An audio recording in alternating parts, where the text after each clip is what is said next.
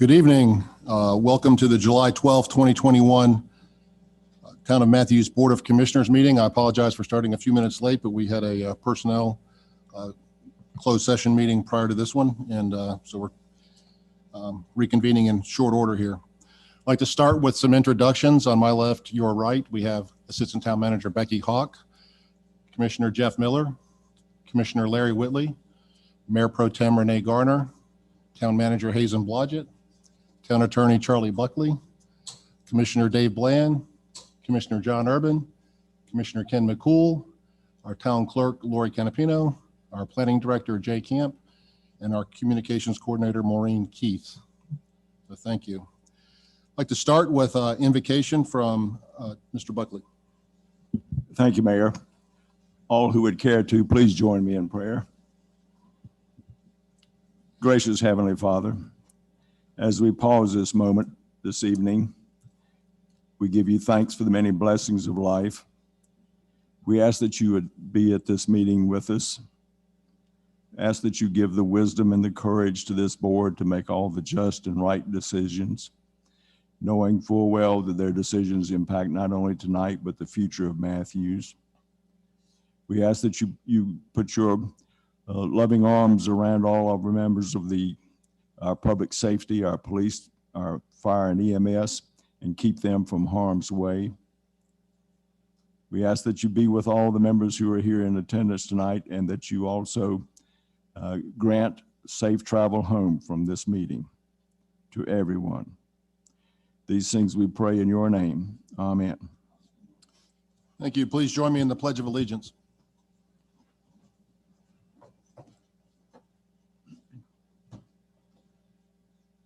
I pledge allegiance to the flag of the United States of America and to the republic for which it stands, one nation, under God, indivisible, with liberty and justice for all.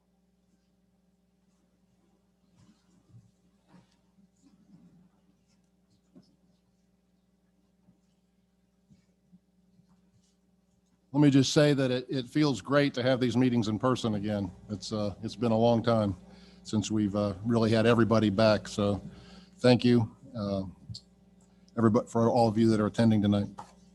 Mr. Manager, do we have any items to be added to the agenda? No, sir, Mr. Mayor. All right, we had a few people sign up for public comment, but I want to remind these folks that this public comment is not necessarily tied to the public hearing. So if this is not with regards to a zoning application, but just a public comment, then you're welcome to come up and speak. The first person I have is David Mullins.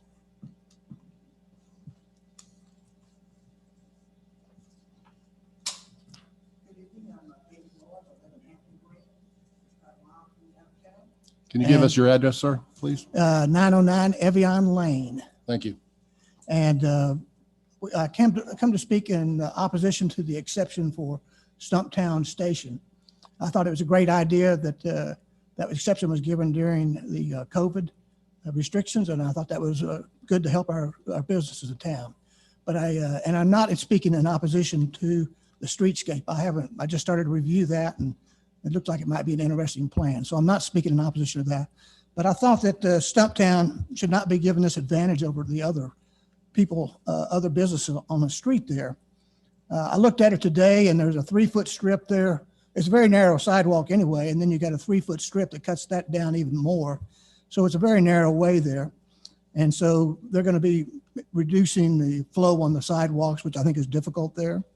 I think you were talking about using some of the parking spaces, but those aren't their parking spaces. They're public assets. They belong to the public. And so anybody, that's one of the advantages of being able to walk to downtown Matthews like we do, or ride our bikes, and to have this nice parking area and all there. So I hate to see that reduced.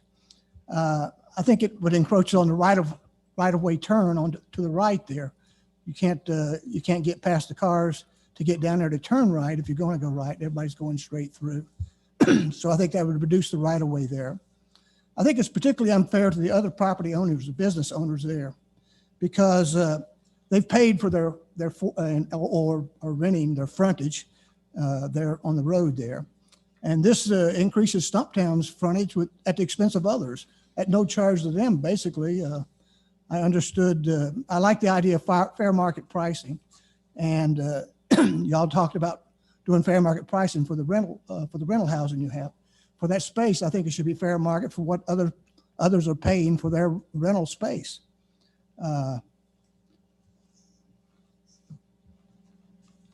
If this is given to Stumptown, then I would expect others to ask for similar concessions.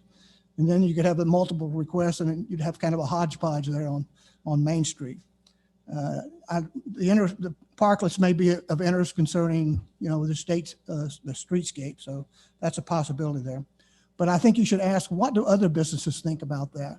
About them expanding out and really encroaching on their business side of it. That's all I have to say. Thank you very much. Thank you, Mr. Mullins. Jewel Jeffries was next. Please state your name and address for the record.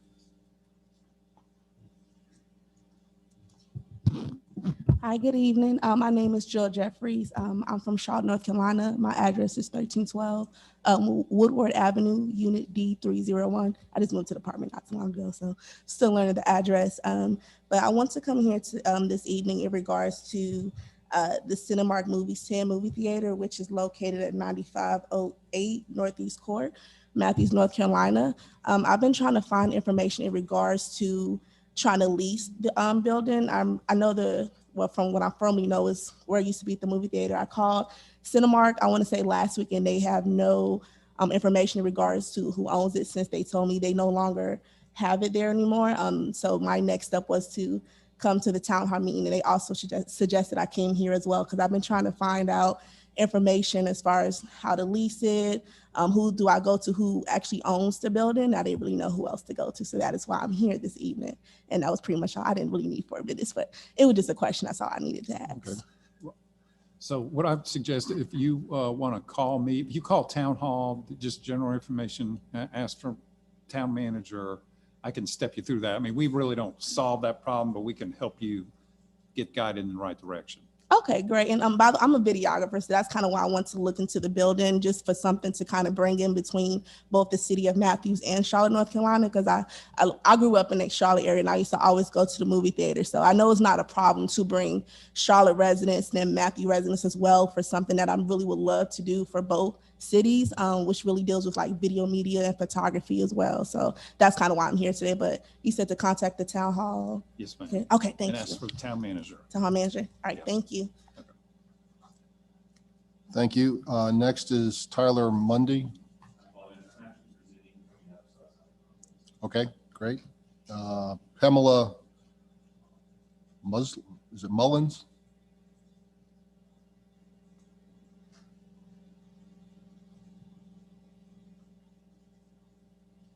Good evening. My name is Pamela Mullins. I live at 909 Evian, Evian Lane in Matthews, 28105 in Hampton Green. So I love Matthews so much that this is the second time I've lived here, and actually in the same house. So we lived here from 1995 until 1997, and then my dear husband, who spoke earlier, wanted the farm experience. He wanted his big tractor and all the horses and things like that. So we moved away for 13 years. In the intervening time from when we returned in 2011, I had 3 extended visits to France. And the reason I went there was for my daughter to develop fluency. So we were there for a school term, and I experienced small town village living. And I told my husband, when you get the farm out of your system, I want to go back to Matthews, and I'd like to live in that same house. So he actually approached the current owners, and they were ready to move, and we moved back into the same house. So my purpose for being here is I know that y'all are in planning stages. We were here at the last meeting, and we plan to be involved in local politics because I think it's so important for us to hear what's going on and how our taxpayer dollars are spent in our town. And I just want Matthews to remain a charming town. And I know that y'all have some protocol put in place to keep it that. And from what I understand, it seems that seems to be a vision for you too. I loved the idea of the parklets. I thought they were wonderful. And as I walked up here, I'm a big walker, and that's one reason we wanted to move here is for the farmers market and for me to walk to do business and things and support local businesses. So as I was walking, I noticed there's several pretty little garden areas that are dispersed about the town. And I thought maybe you could expand some of those, which would not necessarily involve taking parking space. The other thing my husband and I love to do is we love to travel, and we like to go to quaint towns like Matthews. And for us, it's very important to maintain the charm of a small village, as well as to have free parking and adequate parking for people to come. The other thing is I love our Labor Day stuff that we do. My grandson comes from Fort Mill, and we look forward to it. So I appreciate y'all carrying on all those traditions for our town. I support what my husband has to say about the situation with the parking for the business that was asking for that. I think it's important that we don't encroach upon our roads and our parking. Thank you very much for your time. Thank you. Is there anybody else that would like to speak that didn't get the opportunity to sign up? We'll move on to agenda item number 6. Entertain a motion to recess this meeting for public hearings. I have a motion from Commissioner Whitley, a second from Commissioner Urban. All in favor? All opposed? That passes unanimously. We'll go on to item 6A, zoning application 2021-730, Williams Road subdivision to change the zoning classification from R15 to RVS on that certain property designated as 2914 Williams Road, and further being designated as tax parcel 193-441-69. Mr. Will. Thank you, Mr. Mayor, members of the board. Good evening. This is application 2021-730, pre-public hearing staff analysis for a change in zoning. The address of the parcel is 2914 Williams Road, and there is a second parcel that has no address assigned. That is parcel ID 193-44159. The request summary is the applicant proposes to change the zoning of the property from R15 single family to RVS for the purpose of constructing 12 single family residences. And the next slide is a aerial photograph of the site. We have 2 parcels, one to the north, one to the south. And then also, then these are along Williams Road, close to Williams Station. And looking south from Williams Road, you can see that the tract is currently vacant and wooded. The next slide is just a brief summary. Again, the property is currently wooded and vacant. It's about 5.473 acres. Directly to the south is a single family subdivision on Williams Station Road. And to the north, there are 5 single family lot residences. Across Williams Road is a site with large single lot family residences and a small single family subdivision. Oh, great. We have a pointer. Yay. And there are no previous zoning actions on these parcels of land. Next slide is the proposed site plan. As you can see, it is 12 total lots. Stormwater management will be on site B, which is the northern parcel. The total units per acre is 2.19. Because the site is about just over 5 acres. Tree canopy required is 8% of the site, and provided is just over 8%. And the total open space required is 17.5%, and they have provided more open space than what the code requires. The minimum lot area for the RVS zoning is 4,500 square feet is the smallest lot size. In this case, the 12 lots are 7,000 is the 7,100, I think, is the smallest smallest lot size. The largest is about 8,000. Then the next slide is something I have. It's basically superimposed to show the board what the proposed subdivision would be like, or as an impact to the surrounding area. The next slide is a summary of proposed conditions. And briefly, the exterior building materials will be a combination of brick veneer, stone, manufactured stone, and cementitious siding. Vinyl, ephes, or masonite may not be used as an exterior building material. Each dwelling unit will have a covered front porch at least 6 feet in depth. The portion of the site designated as community open space shall contain benches and other seating or other seating elements. And the applicant is going to look to obtain Hawk certification for the tree save and open space areas. The next slide is a summary of school impacts. This development is estimated to possibly add 7 students to the schools in the area. Approval of this petition may increase overcrowding and or reliance upon mobile classrooms at the schools listed above, specifically Mint Hill Middle and Butler High, which are currently over capacity at this time. Percentage-wise, this development does not propose it would not impact a change in occupancy based on the percentages that are currently.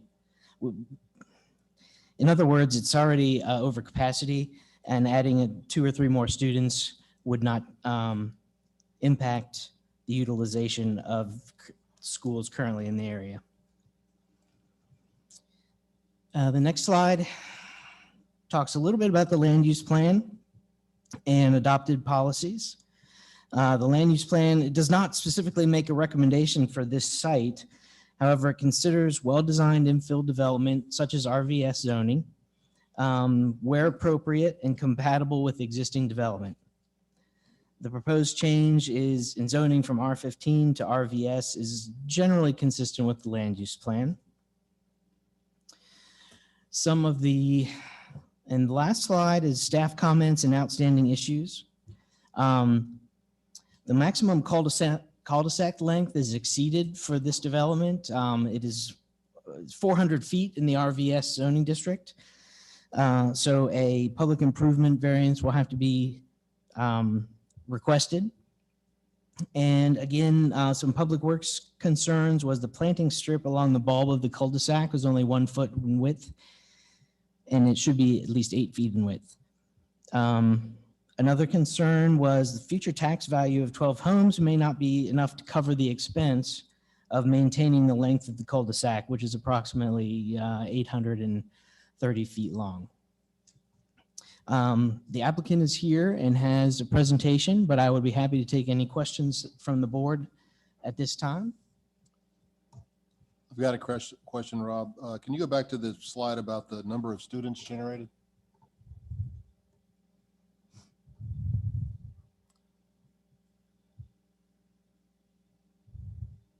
So the total is 7 students? Yes, sir. Right. Okay.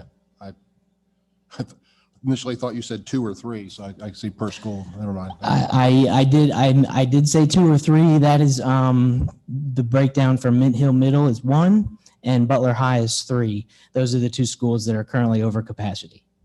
Okay, thank you. Are there other questions, concerns? Commissioner Miller? Thank you. I'm confused by the second point under Planning Department. Tax value of 12 homes. They're in the roughly 400,000 range. So I'm going to guess that taxes to Matthews would be about $600.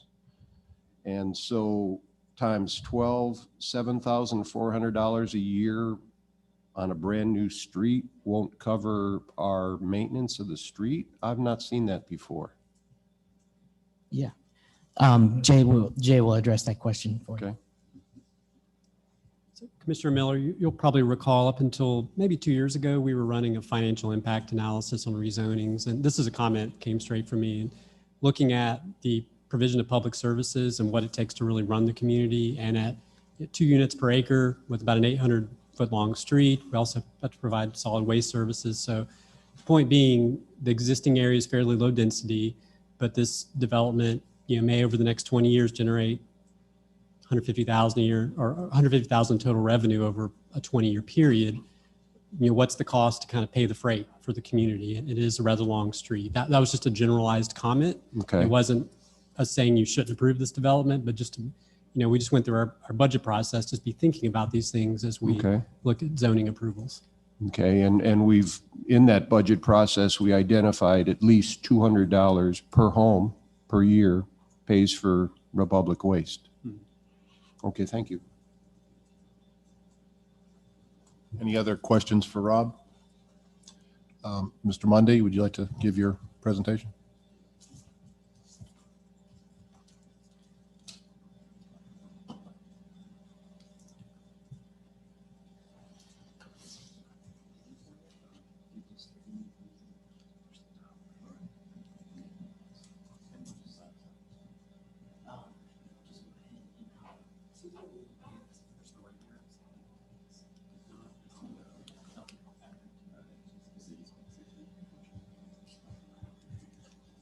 Hi, my name is Tyler Mundy. I'm the developer for this project. Yeah, as it's been said, we're seeking to go from R15 to RVS, residential various styles. We've heard Tyler Matthews trying to move people more to RVS. We were originally thinking about R9, but I think this would be a better fit. So the next slide. You guys have already seen this, just an overview of our site. I'll point out a couple things really quick. Would it be possible to zoom in a little bit? So I know it is a bit of a longer road, and I think it exceeds a little bit with the cul-de-sac, what we're allowed to do. You'll see from the site, it's pretty narrow. So we're actually, that leaves some constrictions, so we're not able to alter it really. We've got 12 lots. Average lot size is about 7,100 square feet, going up to 10,000. There's a sewer easement right there. And then you'll notice through our undisturbed open area, we added this walking path. And that was a recent addition from our May neighborhood meeting. So we'll have some benches there as well. Should be a benefit for this neighborhood as well as the surrounding development. All right. Next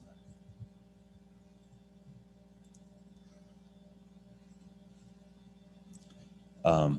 So some basic information that's been covered. I'll go through it quickly. About 5.4 acres, 12 homes total, 7,100 square feet up to 10,300. The undisturbed open area, 1.1 acres. We need to update the numbers on the proposed plan. So I think we've increased it by about 15% from last time. So I forget the exact number, about 4,800 square feet there. So should be well over what's required. The proposed homes are between 1,900 and 2,200 square feet. And the target home sale price is in the low 400s there. Yeah, sorry. Let me just a little closer. So here's our proposed homes. You'll see some of the floor plans that we've chosen. Again, hardboard siding, some board and batten, brick veneers, and front-loaded garages. And we thought these floor plans fit the lot shape pretty well. And I personally, I think they're attractive, but I guess that's your opinion on whether you would agree. We can do the next slide. Again, this is a street view. You'll see on this side, that's all undisturbed open area. The homes are all loaded up on that left side of the road there. And that, again, that's just kind of the site restraints that requires to do that. And then next week, thank you. And the same shot essentially from the other angle, that'd be Williams Road right there. So here's a picture of our undisturbed open area, and we'll have a walking path through that. Honestly, I moved here from New Mexico about 2 years ago, and so I'm from the desert, and the trees are one of my favorite parts about living here. So we're going to try and maintain as many as possible, and it should give a good feel. And that walking path, I think, will allow people to really enjoy that. Let me do the next. Thank you. So the creek was brought up in our neighborhood meeting quite a few times. It's a pretty cool feature. I guess it's a spring, if you want to call it that. And so that will be all within the undisturbed open area. Shouldn't be affected. Of course, the road's got to go over it, so we'll have a culvert there, but otherwise, that's going to be maintained and protected as a natural area. So real quick, I'll go through a couple similar subdivisions that were recently approved. This is 2401 Rice Road, and as the crow flies, about 200 yards away from the Williams Road subdivision. It's a little bit bigger, 31 lots. Again, they went from R15 to RVS as we're proposing. Their smallest lot was 6,500 square feet, going up to 86. So our product's actually a little bit bigger. And you can see the, in terms of lot size, and you can see that the homes were very similar. They haven't started construction on this one. I guess the developer's just holding off. All right, next, please. Thank you. And here's one on Sam Newell Road, Tennyson. I think they call it no, they call it Tennyson. The developers by Fiorenza. 73 lots, again, rezoned from R15 to RVS. The typical lot size is about 7,400 square feet. And again, you can see the homes very similar. It's a modern farmhouse feel. It's roughly 2,000 square feet. And they're selling them in the low 400s. And you may have noticed this one's been, you guys might know more than I do about it, but it's been sitting there for a little while, 1 or 2 years. And I've got a developer friend who's much more involved in the industry than myself. And he said the reason that it's been stalled out it's not the product, it's not the lot size or the homes, it's kind of an internal issue with the developer. So we hope to avoid the same issues. But yeah, so the problem isn't the product, it's kind of internal management. And then here you probably noticed 51 and Phillips Road. They're doing some of the dirt work right now, got a lot of excavators and stuff on site. 17 lots, R15 to RVS, about 8,000 square feet a lot. And yeah, currently working on this one. So 3 similar subdivisions. I guess we'd be the smallest. So in a sense, the least impact out of these, just our lot size. We can't, 12 is all we can fit reasonably.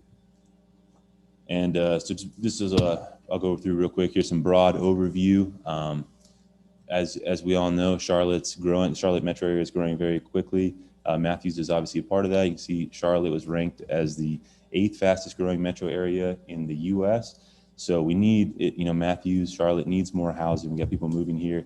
And if you or someone has tried to buy a home recently, you've probably seen the 20, 30 offers on homes. Not uncommon. I work as a real estate agent as well. So it's pretty typical. And the reason is there's not enough houses for sale. So next slide. And again, this is, I won't bore you with all of these numbers, but broad overview. The median home price in Matthews is $395. The average is actually $465. So our proposed product will be right between the median and the average there. And this is insane. So this month's supply, they say if you have between 3 and 6 months supply of homes, you're in a balance. So that would be if you add no homes to the market, how long would it take to sell everything currently available? Between 3 to 6 months is a balance. Above 6 months is an oversupply. Last year we had 1 month, which was already a crazy shortage. This year we have half of a month. So there is a dire need for homes. That's all I'm trying to illustrate with this data. And then our final slide. Second to final slide. So some of the criticism that came up from the public hearing or the neighborhood meeting that we had in May is some of the lots to the, south were worried about drainage issues. They showed me some pictures of water pooling up in their backyards. And I think our subdivision will actually solve those issues. The grading that we're going to perform will direct water away from that backlot line into sewer drainage lines and into our retention pond there. So it should actually make it better and not worse than it currently is. So we've actually increased the amount of undisturbed open area by 15% since May. Just trying to listen to some of the feedback. You guys, there was complaint that we were, removing a lot of the trees, and obviously that's undesirable. So we're, keep some there. Again, the creek, there's a lot of concern for that spring there, but that will be within the undisturbed open areas that'll be protected. I received some comments that this development, or really any development, would destroy the feel of Matthews. And I'm just going to say I don't think that's true, because as you saw, there's a number of similar subdivisions that are going up. Matthews is beautiful. People want to move here. They need places to live.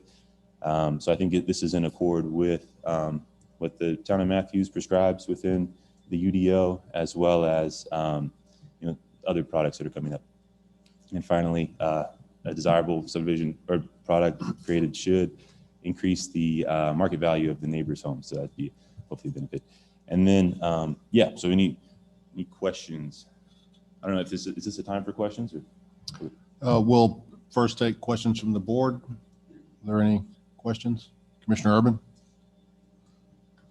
Okay, so I don't know if planning staff relayed this to you, but typically we like to see elevations of the homes and all prior to the presentation. Okay. So this is the first we've seen of it, so it's going to be real hard to make any comment at this stage of the game. So we may, after all this deliberation, continue this public hearing from that standpoint, but that's just not enough for me to sort of dive in here in a 30-second rub. But you pointed out some other developments that took place in that area that, although similar, are quite different. So the one on Rice Road, first of all, has connectivity to another development. So that is a very strong point. The second thing is that it has a lot of architectural features like split 2-car garages, raised porches, and it has a really, really strong site plan that softens the impact of visually seeing homes in a shotgun approach. Okay. So although similar, it is quite different from that standpoint. And then on Sam Newell, that was Adam Fiorenza who did that project. What's unique to that particular project is a really high-end aesthetic. So this is sort of more typical, and there's the high-end aesthetic and from that aspect. I'm not done yet. Yeah, sure. So, but anyway, so I'm reacting to what I'm seeing on the screen here. I need more time to digest it a little bit. I'm not too enthusiastic about the shotgun approach to this arrangement. I know that area really, really, really well. I also know it's a low drainage area, which is problematic from that standpoint. So we'll see what the other comments are at this stage in the game, but I need to sort of, maybe staff can get those elevations to us and we'll go from there. Thank you. Sure. Can I respond real quick? Mhm.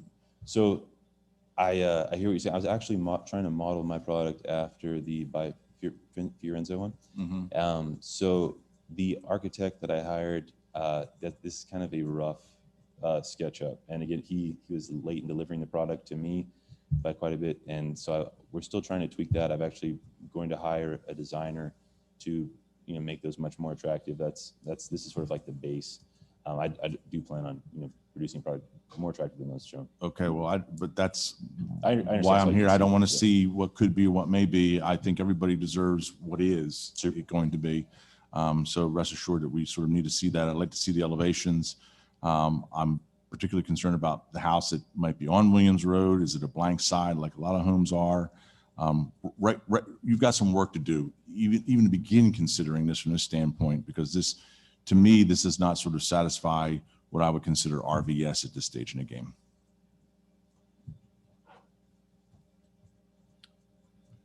Are there any other questions from the board? One of the comments made by Mr. Will was that you're using brick veneer, and I've been around my colleague, Commissioner Urban, for long enough to ask the question, is that the lick and stick or real brick? Are these the brick, 1/4-inch thick, Oh, no. fake looking brick, or the actual brick? Real brick. Real I like brick, that phrase, okay. lick and stick. Good. It's a new one. Okay, is there anybody in the audience tonight that wants to speak in favor or against this zoning application? Please approach the.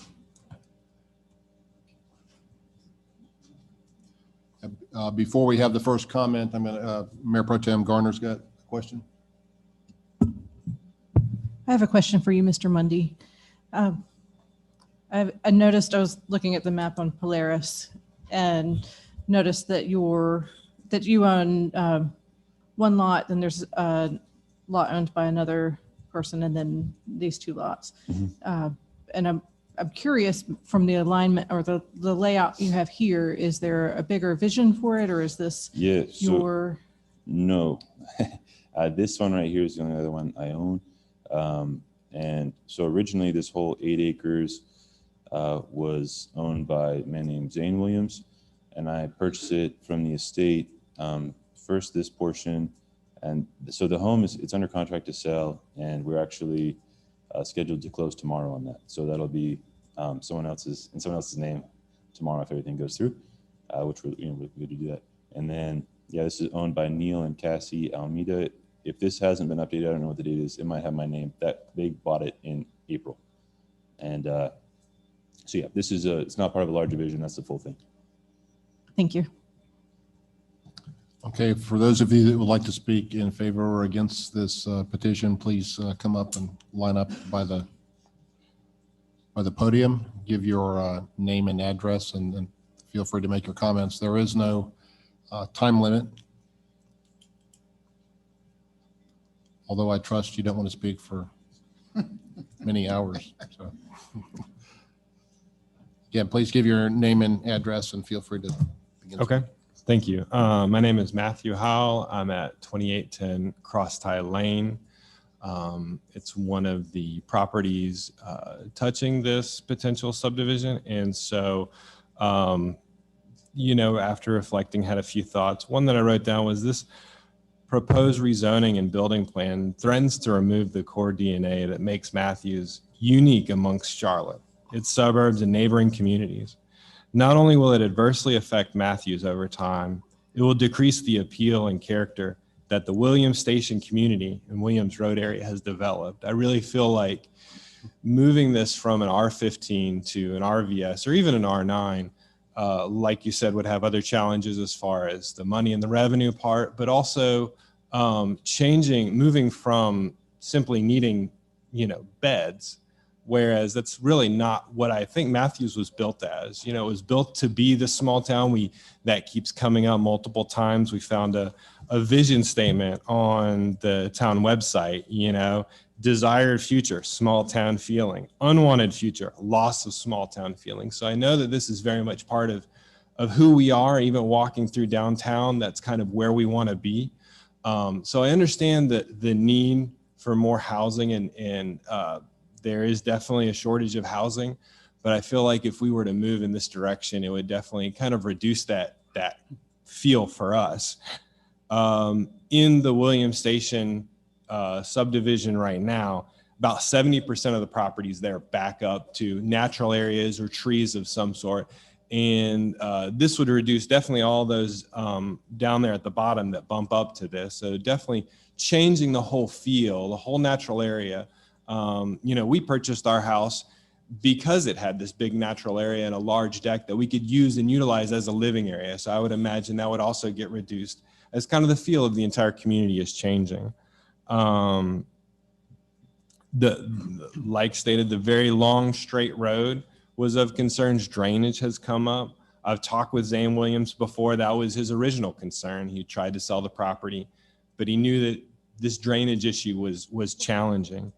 And so finally, I feel like those distinctives are going to be challenged as we kind of ask ourselves, do we want to move to more of we serve Charlotte and the surrounding areas versus we have our identity that kind of is a place to live, grow, work, raise children, and go to school as kind of a small town feel. So I feel like leaving it as the zoning it currently is would accommodate that instead of rezoning it. Thank you. Thank you.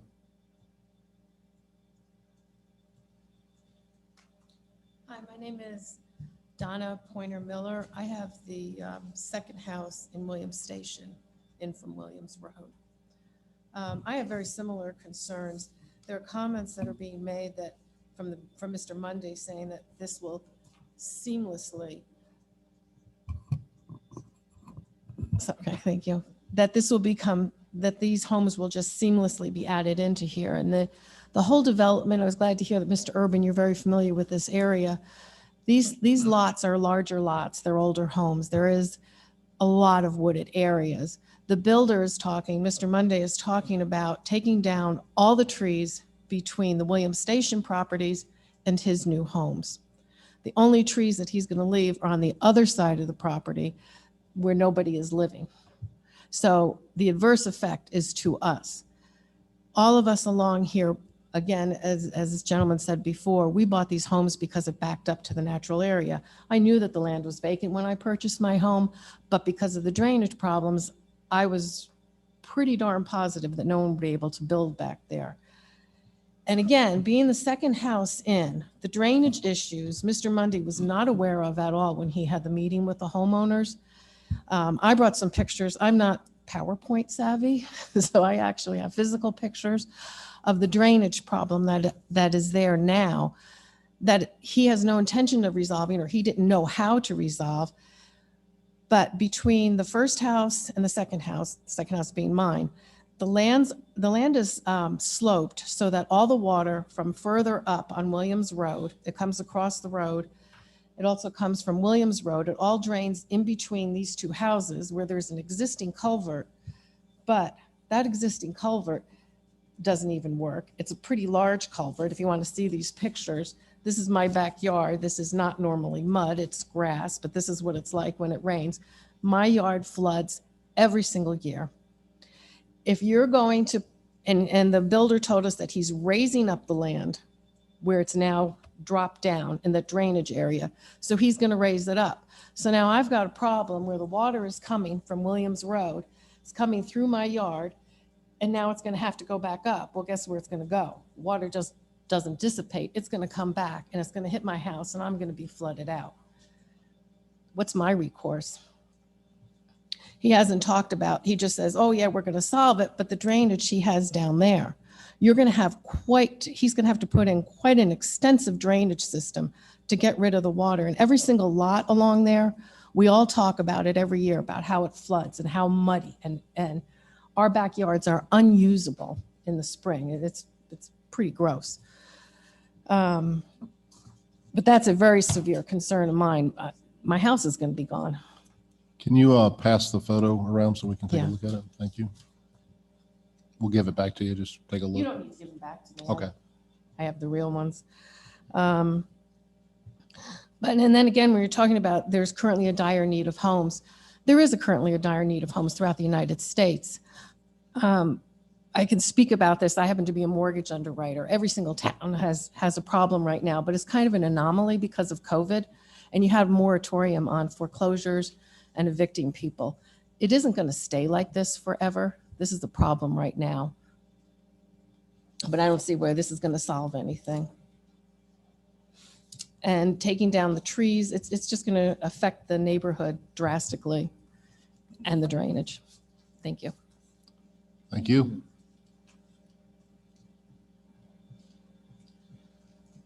Hi, my name is Bob Cole, and I'm at 2807 William Station Road. I'm a newbie.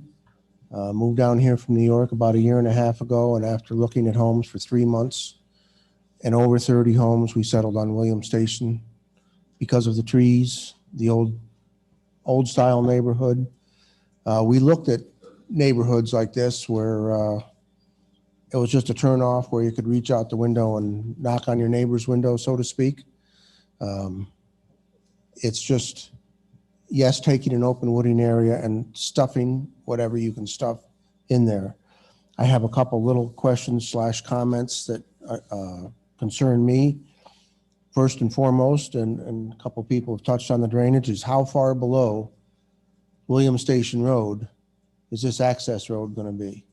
Right now, that swampland is, I'm going to guess, 6 to 8, maybe 10 feet below William Station Road. To get rid of that storm water, or whatever you want to call it, even sewage and whatnot, you're going to have one massive pumping station, in my opinion. And when there are problems, is the town, do the people call the town for the solution?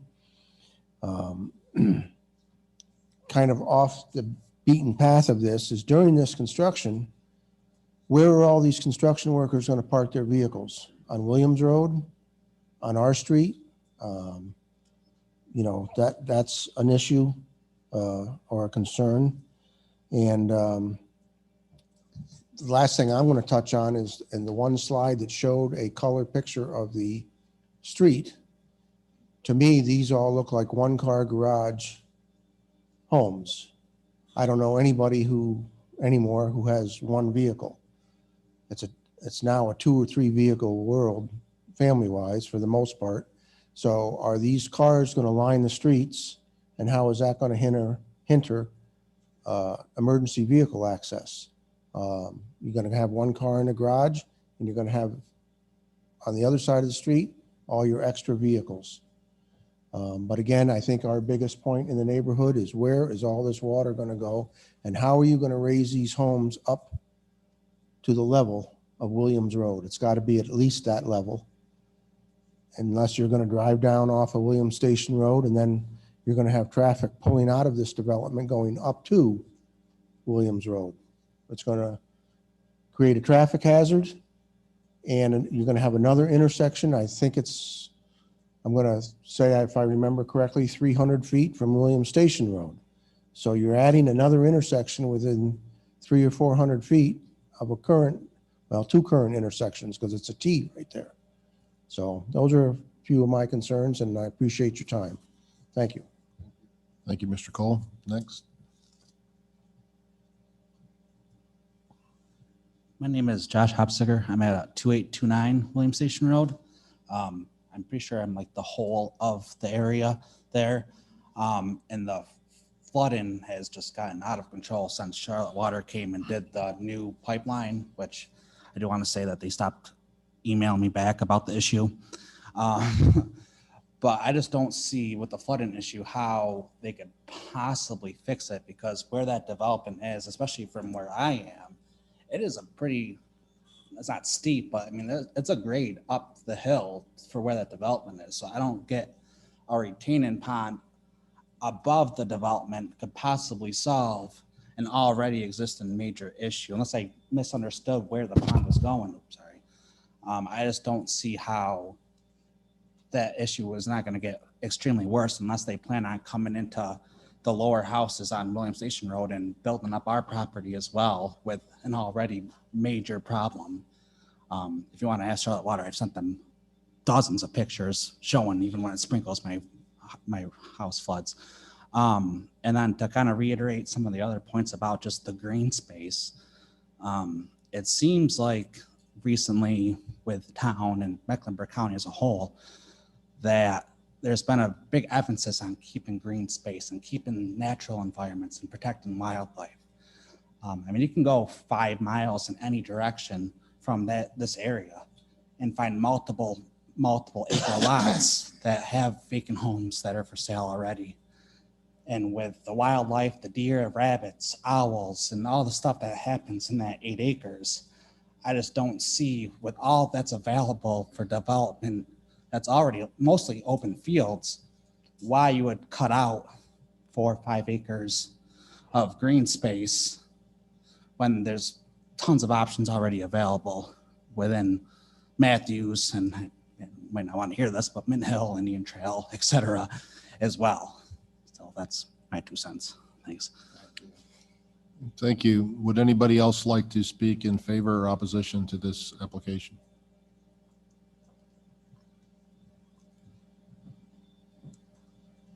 Mr. Mundy, when this speaker finishes, I'll give you an opportunity to respond if you'd like to any of the comments that were made.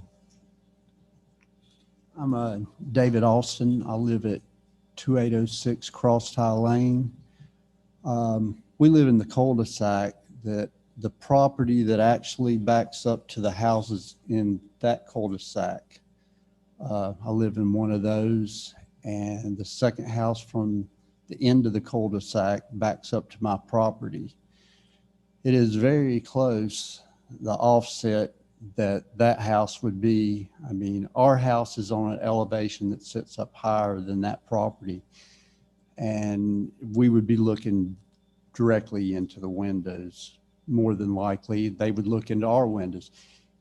There's all the trees, Mr. Mundy said that all the trees would be cut down. There would be none saved because of liability problems. I'm not sure exactly.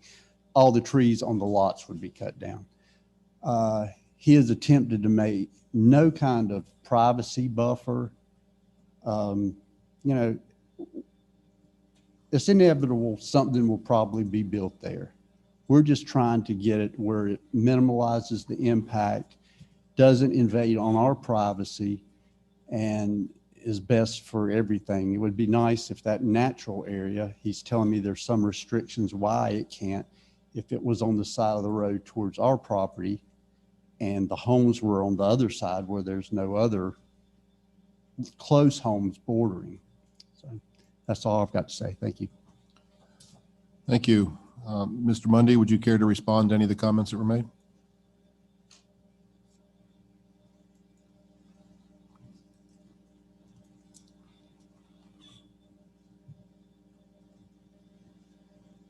All right, real quick in response.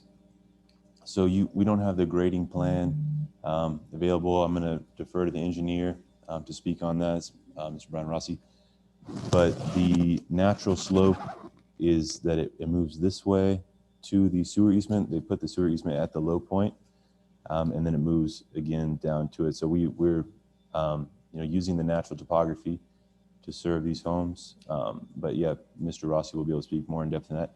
I forgot to mention earlier, this right here is actually tree save area on the south side. So that would be a benefit, I guess, to whoever this is. They would back up to trees.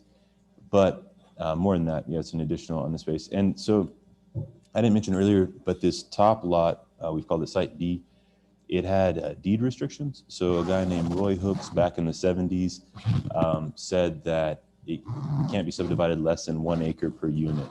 So this one to the south does not have those deed restrictions. So for that reason, we were not able to put any homes up on this northern parcel.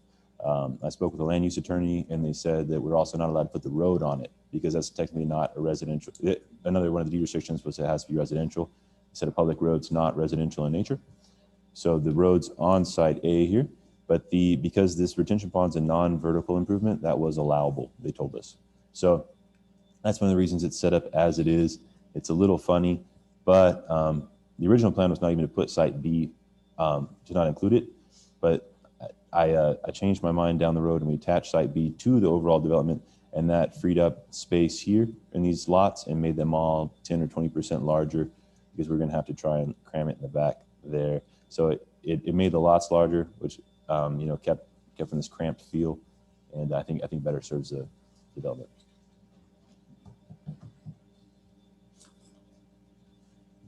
Evening. So grading wise, so I'm Brian Rossi with EMH&T, civil engineer working with Tyler. Drainage wise, you have a culvert here on the south side of the property. There's one that comes in right here, and then essentially they all come down right here. Basically, just like Donna said, kind of comes down to basically a dead spot. Basically just doesn't go anywhere, so it pools. So with this development, what we're proposing is essentially picking up that low spot, running it along the backside of the homes to bypass all of the new development. In accordance with the Town of Matthews Stormwater Manual, essentially we are going to design the storm sewer system for this development standalone. So stormwater will be collected from the new homes as well as the new road. It would come across the culvert into the stormwater BMP and actually route, either basically come in this way through a buffer impact or route back to the culvert here and continue on downstream. With the manual itself, post down to pre, release rates, so nothing substandard from that aspect. We feel that this collection system back here, when designed appropriately, will alleviate the current ponding issues along these back properties because it's giving an avenue to proceed, right, and flow properly. Additionally, I think one thing, Tyler, we can kind of talk about too is there's an overhead power line back through here that services all these homes. So there is an area of clearing, but essentially, yes, we are going to have to correct the drainage issue. We will have to clear up to that area. It'll be a plant back situation. Commissioner Urban, did you have a comment, question? Yeah, on the engineering side, understanding, yes, we know we have to control stormwater and drainage on our property. So let's say you've got X. All right. Right now, currently, there's a lot of overland flow from other properties coming across your property. That's Y. Mm-hmm. do you have to address why? Because when you look at just your site proper, that's one thing, but you literally get a river, small river, running through there, and it's coming from other properties north and west of that site. So is that something you don't have to deal with, or do we expect it to go over this property and discharge onto the William Station property? So when you have the overland flow that's coming from the other properties, you do have to consider if you are going to concentrate it more so, or you're going to affect the release rate, time of concentration, and effectively increase the flow down through here. The way we kind of counteract that is you take a look at what you're changing with the pooling and the ponding and basically bypassing this proposed feature, and you hold back the release rate from your new areas in this pond so that you're counteracting the overall effect downstream. So, but would you end up slowing that down and making conditions worse on William Station? No. Because right now, I mean, you can drive by there after rain and look into it, and it looks like a swamp. Understood. So, thank you. Commissioner McCool? I got a few questions. First, is there going to be any plan to save any tree between these homes and where they back up to the other homes? I guess that's a question for Mr. Mundy.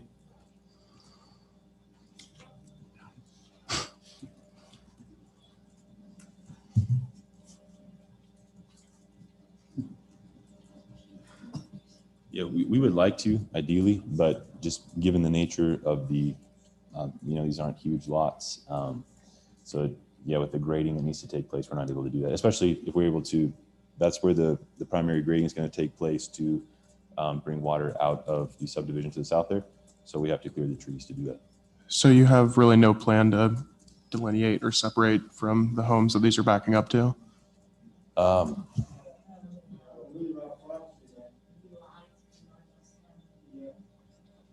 As is, there's not. My other concern is the street itself. I mean, I'm looking at this. It is a straight street. I mean, I imagine a dragway. I mean, you're imagining, probably families moving in here with small children. That's a pretty straight road where someone could go try and test out their new car and go fast. So, I mean, is there a plan to put speed bumps or anything? That's a good question.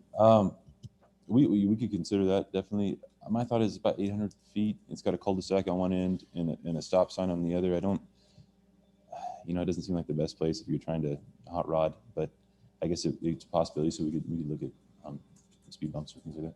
Yeah, that's a major concern of mine as well. Thank you. Commissioner Miller? Thank you. Two questions. If you're gonna handle stormwater here and get it that direction, is that gonna be a piped underground, or is that a swale of some form? It'll be a combination, just based on the flows that'll be coming to it. It'll be a combination. And my other question is maybe more for Jay. What is the buffer supposed to be between these two? I'm closer to the mic, Rob. We do not require buffer from single-family residential to single-family residential. Okay. Thank you. Commissioner McCool?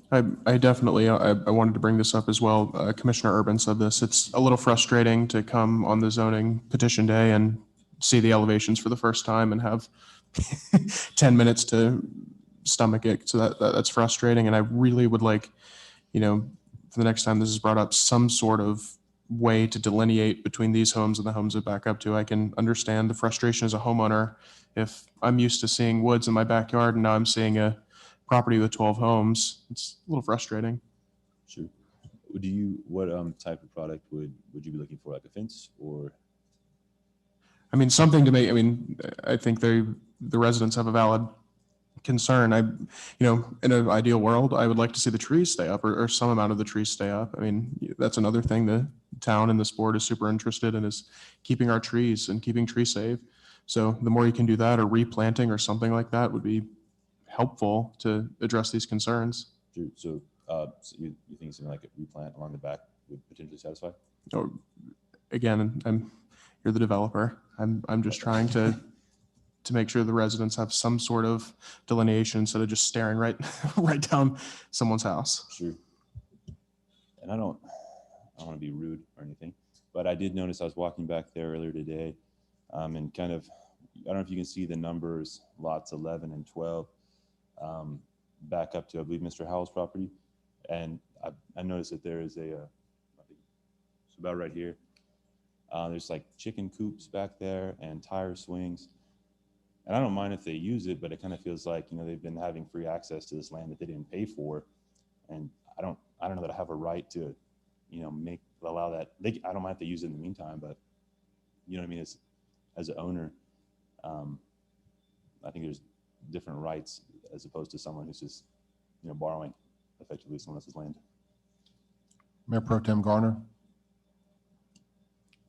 Touching on Commissioner McCool's point, we do usually see some sort of landscape plan that come with new developments, and I would like to see something along the lines of what will be replanted between the Williams Crossing neighborhood and your new neighborhood. Along this line, correct?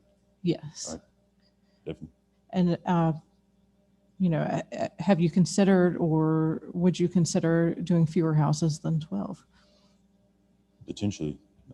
What number would you be thinking? So our original plan was 13, and we dropped that down to 12 and made these last three a bit larger lots and expanded this tree save area. So we have come down a bit in size. And our current lot size is kind of nestled within the range of these similar subdivisions that we brought up earlier.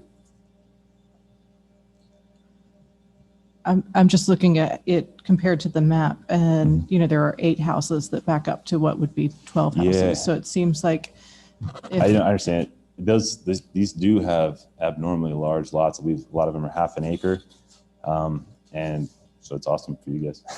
My current house isn't on half an acre, about 0.2 acres. But so I would love to be able to do a product like that. The land's just so expensive anymore. I mean, these went up in the I believe the 80s or 90s. So land was a lot more affordable, and for a developer, it's more practical to put homes on that large of a lot. Kind of my mentality coming to it.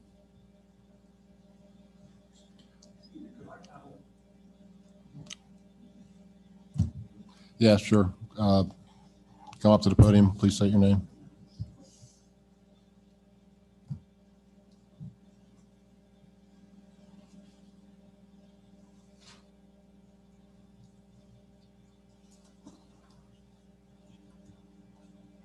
Hi, I'm Jeff Andrews. My wife built one of the first 5 or 6 houses in this development in 1991.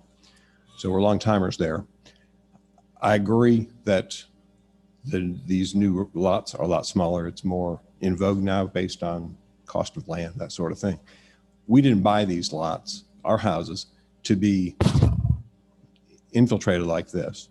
If there was a plan that put a buffer where we could live together. We understand this is the future, but we don't feel like we need to bear the brunt, property value-wise, lifestyle-wise, to bring this in. If it needs to be fewer houses, there needs to be a bigger buffer, so be it. If it has to be a private road to make it narrower, so be it. This is our life, our property. It seems like we need a little protection. Not asking for it not to happen, just that it integrate with the existing properties. Thank you very much. Thank you. Mr. Mundy, would you care to respond to that? I'll remind the audience to allow Mr. Mundy to speak without interrupting him, please.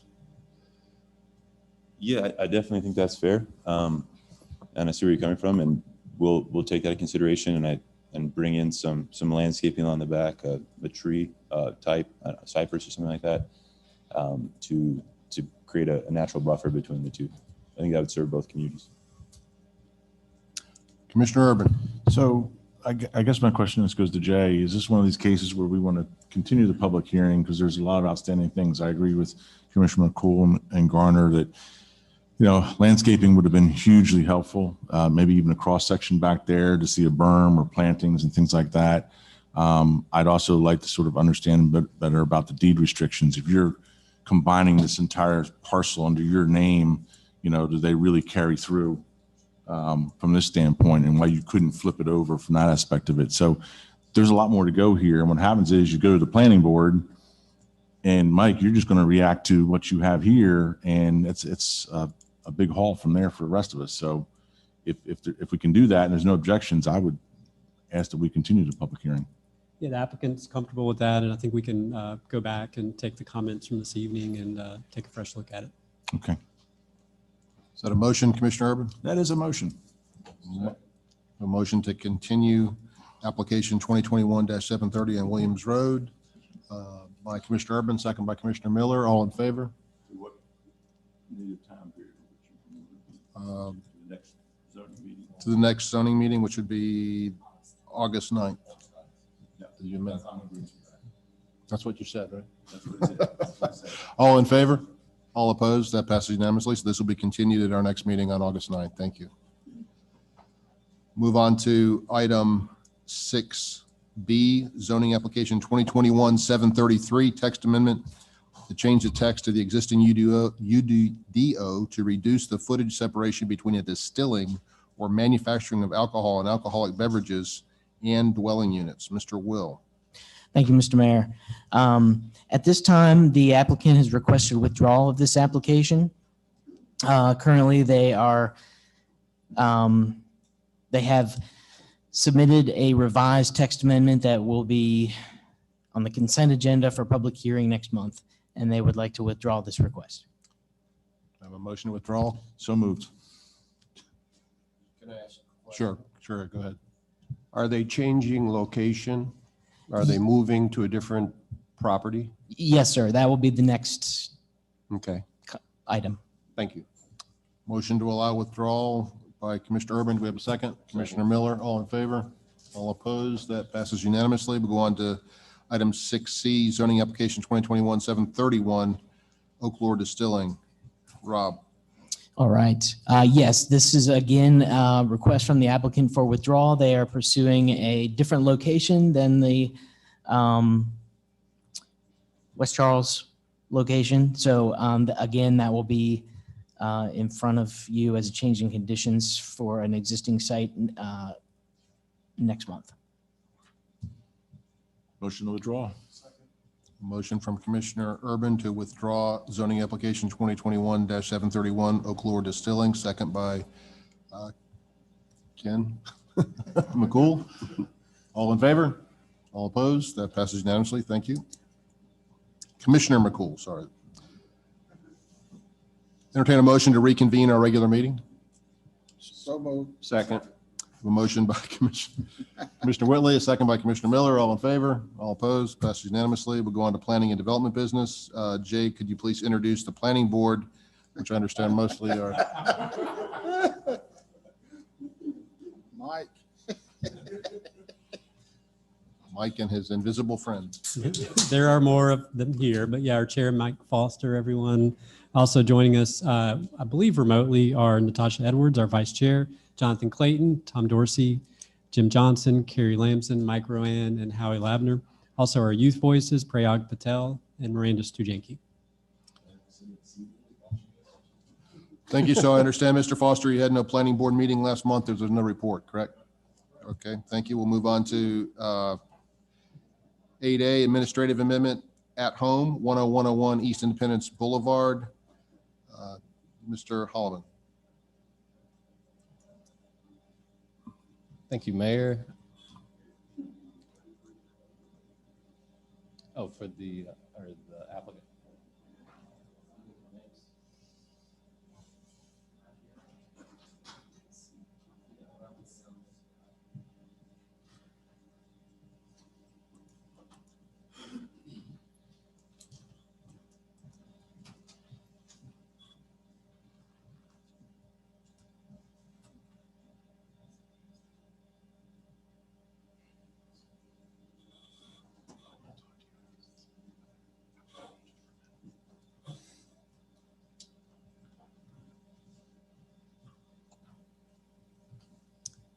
Okay, so at the last month's meet, excuse me, at last month's meeting, the board requested updates to the elevations, maybe some new drawings to show how the building would look different than what was provided, or some updated renderings.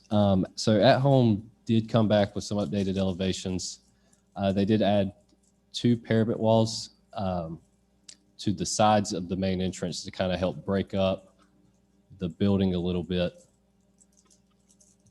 Thank you, Jay.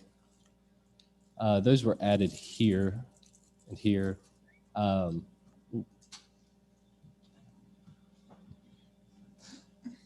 believe there were caps added as well since the last update, and then the other one would be here where Mr. Scott currently is.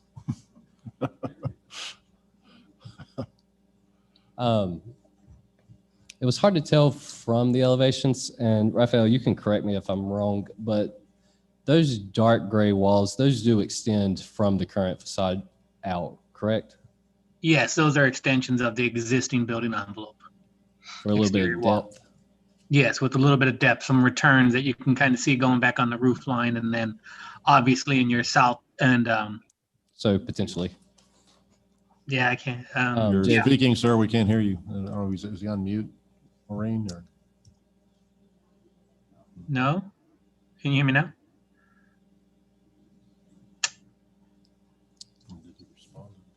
Can you hear me Mr. now? Scott, can you hear us and can you respond? Can you hear me? I can hear Raphael, but are you able to hear me as well? I can hear you, Scott. We can hear you now. Yeah. Okay. So yes, those parapets are extensions of the existing building envelope exterior wall. And then they're accented with that dark gray color. And then we provided a little relief there with that white band separating the vertical from the horizontal dark color. And then, like you said, did those bookends on the at-home entry to kind of help accentuate that and give it a little bit of more architectural articulation, if you'd like to call it that. And then we went ahead and painted the remainder of the building, the rear of the building that I think is like a off rosy color right now. And then obviously updated the other elevations to kind of reflect all that articulation that's already going on there now with the existing building that we're trying to obviously retrofit without increasing that building footprint, except for the at-home entry. Just one side note. He was speaking about the side elevation. So it is the bottom elevation. That would be the outward facing side elevation. So that's the side that abuts 74. Correct. One above bottom that elevation. faces back inwards to the rear of the site. Jay, if you could go to the next slide. And then there were no changes to the proposed pickup lanes. Are there any questions from the board?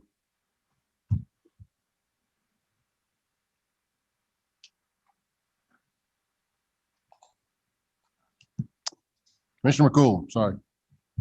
I guess maybe I feel differently, but it still seems pretty gray and monotonous. I don't see a significant difference between what we had problems with the last meeting. Yeah, that's my opinion. I still think it's pretty gray and really out front. I don't know how it's gonna, look compared to what is already there.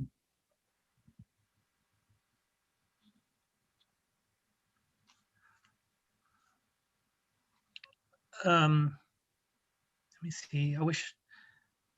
Am I able to share my screen and share the existing conditions with you all if you're not familiar with that building? The color scheme of it now? I Maybe guess that maybe might- my question was, we talked about, maybe adding color or a mural or something, and planters or plants or something like that. And personally, I would have liked to seen that. I don't know how the rest of the board feels, but that's my personal opinion. Yeah, this is Scott Fertitta. we've really taken a hard look at, the exterior and the interior design and renovation of the existing JCPenney store to really turn that into an at-home. And it is a challenging balance for us. I mean, in terms of adapting the existing, JCPenney architecture and conditions, maintaining at-home's brand and design aesthetic, and of course, cost considerations. And, when we take all that into consideration, we certainly have. Cost is certainly not one that we can unfortunately not give consideration to. But really, I think, to where Raphael was kind of going, when you look at, I think, what we've done to improve that and enhance it, when you look at the at-home, I mean, the light gray and the dark gray and that type of color scheme might not be, everyone's subjective aesthetic preference. But the JCPenney might not be as well. But when you look at it in comparison, I think it's an enhancement to the square, an enhancement to the, to the town, the way that we've presented it. All those other items that we can do, when you look at the cost of what it's taking to renovate this in the interior, it really is a huge investment all around. And we've done our best to balance those things of dealing with the existing store and structure, our brand and design aesthetic and cost, really to the best of our ability. So we're really asking for your consideration of the fact that we do have to balance those. And we are, a tenant, and we're not able to really modify the shopping center from an owner-landlord standpoint, but to do the best we can as a tenant to make it pleasing, inviting for both the residents and our customers. And we've really tried to do that to the best of our ability. Commissioner Miller? Thank you. I'm sure you've spent a lot of time on this, and that you will probably be a good store to have in our town. I think what Commissioner McCool is saying, and I would agree with, is the lack of detail. It's just gray, white, boxy. You can't tell from this elevation what's artistic about it, what's good looking, what's shiny, what's dull. I'm not willing to turn it down based on that, but it's just such a bland elevation that I think that's what's disappointing us. And Mr. Urban, Commissioner Urban, would you expound on that? Thank you for asking, Commissioner Miller. Yes. I don't mind the color scheme. I don't either. But I will read it again. I think some of the former commissioners pulled up some other DS at homes. I'm not worried about the color scheme. I'm worried about the pedestrian scale. There's two scales here. One from Highway 74. We get you. We get the big gable end. We get the big sign at home. But at the pedestrian scale, it sucks. I mean, DSW has a colonnade and awnings. Office Depot right next to you has awnings and a colonnade as well. Why can't you do some sidewalk furnishings or awnings or a trellis or something to bring the scale down, that when a person arrives there, they're not just completely overwhelmed by this thing? That's what the rest of the center looks like. And that, I think it's an easy task. As it stands right now, sure, you'd be a great welcome asset. I've been to your Pineville store. It's humming. And to tell me a small ad's going to bust the bank, I don't buy it. So I won't vote for it. Care to respond to that, Mr. Fertitta? I mean, I certainly appreciate that perspective. I think from a design standpoint, I do just want to say that the at-home store and design aesthetic that we've done around it isn't highly articulated, but it is the brand, and it kind of goes with the brand of a lot of home furnishings at a very low price. And so we try to do a good, simple design aesthetic, but we also are really tied to the building that we're going to. And I guess I would ask, when you look at the JCPenney existing storefront as it is, without the pedestrian connection and just what we're working with, we would be making an investment in modifying from our brand and modifying the shopping center. And I know it seems like it's not a big cost investment, but if you've experienced what we have in terms of the construction prices, it's not a matter of us trying to hit a cost constraint or a cost budget. We're seeing prices that we're trying to mitigate to get back down to something that was where we were, 6-7 months ago in pricing, and it's just been astronomical. So I think that if you would, give us the latitude to work with Darren on something that we might be able to do in terms of an awning along that side, that we could see if we can, do so. It's not going to it might not be, it is subjective, right? So we're trying to design against guidelines that really aren't there. And when you say make it pedestrian friendly, there's really no specific thing. So I guess we're asking for your consideration of this elevation and the way we've done it. And we can take a look at something that can make a little bit of articulation along the walk path, but we really are under a time constraint of if we don't get approved and move forward, it's even more problematic for us. So just ask for your consideration on what we've done here to try to balance the design aesthetic of at home, the existing conditions, and our cost constraint challenges. Commissioner Whitley. I am a home goods shopper, and I've been to the Pineville and the one in Concord as well too. I've looked at both the designs, and it's a branding. I hear sometimes we ask for things, and I looked at JCPenney. The store is gone, and we as a town need something to this effect to fill that void in the shopping center. I think JCPenney, everyone I heard from Commissioner Urban, they did a good job in trees and making the parking lot. I think sometimes we put a lot of restrictions on people that are businesses that's coming in empty places. And I know a little bit what he's talking about. If anybody doing any building now, building materials are gone out of sight. It's crazy. And, we're in a time now where we're rebounding or trying to fill the voids. That's a nice shopping center. I do a lot of shopping in that shopping center. And a lot of my time is spent there, certainly with the school supplies, with the daycare. But I see they made an effort to come back with some changes. If we can do some honoring, and I heard a positive in my will, I will be in favor of passing and giving them opportunity to come to fill that void. So many businesses has gone out of business in this last year, restaurants, and you can hear them.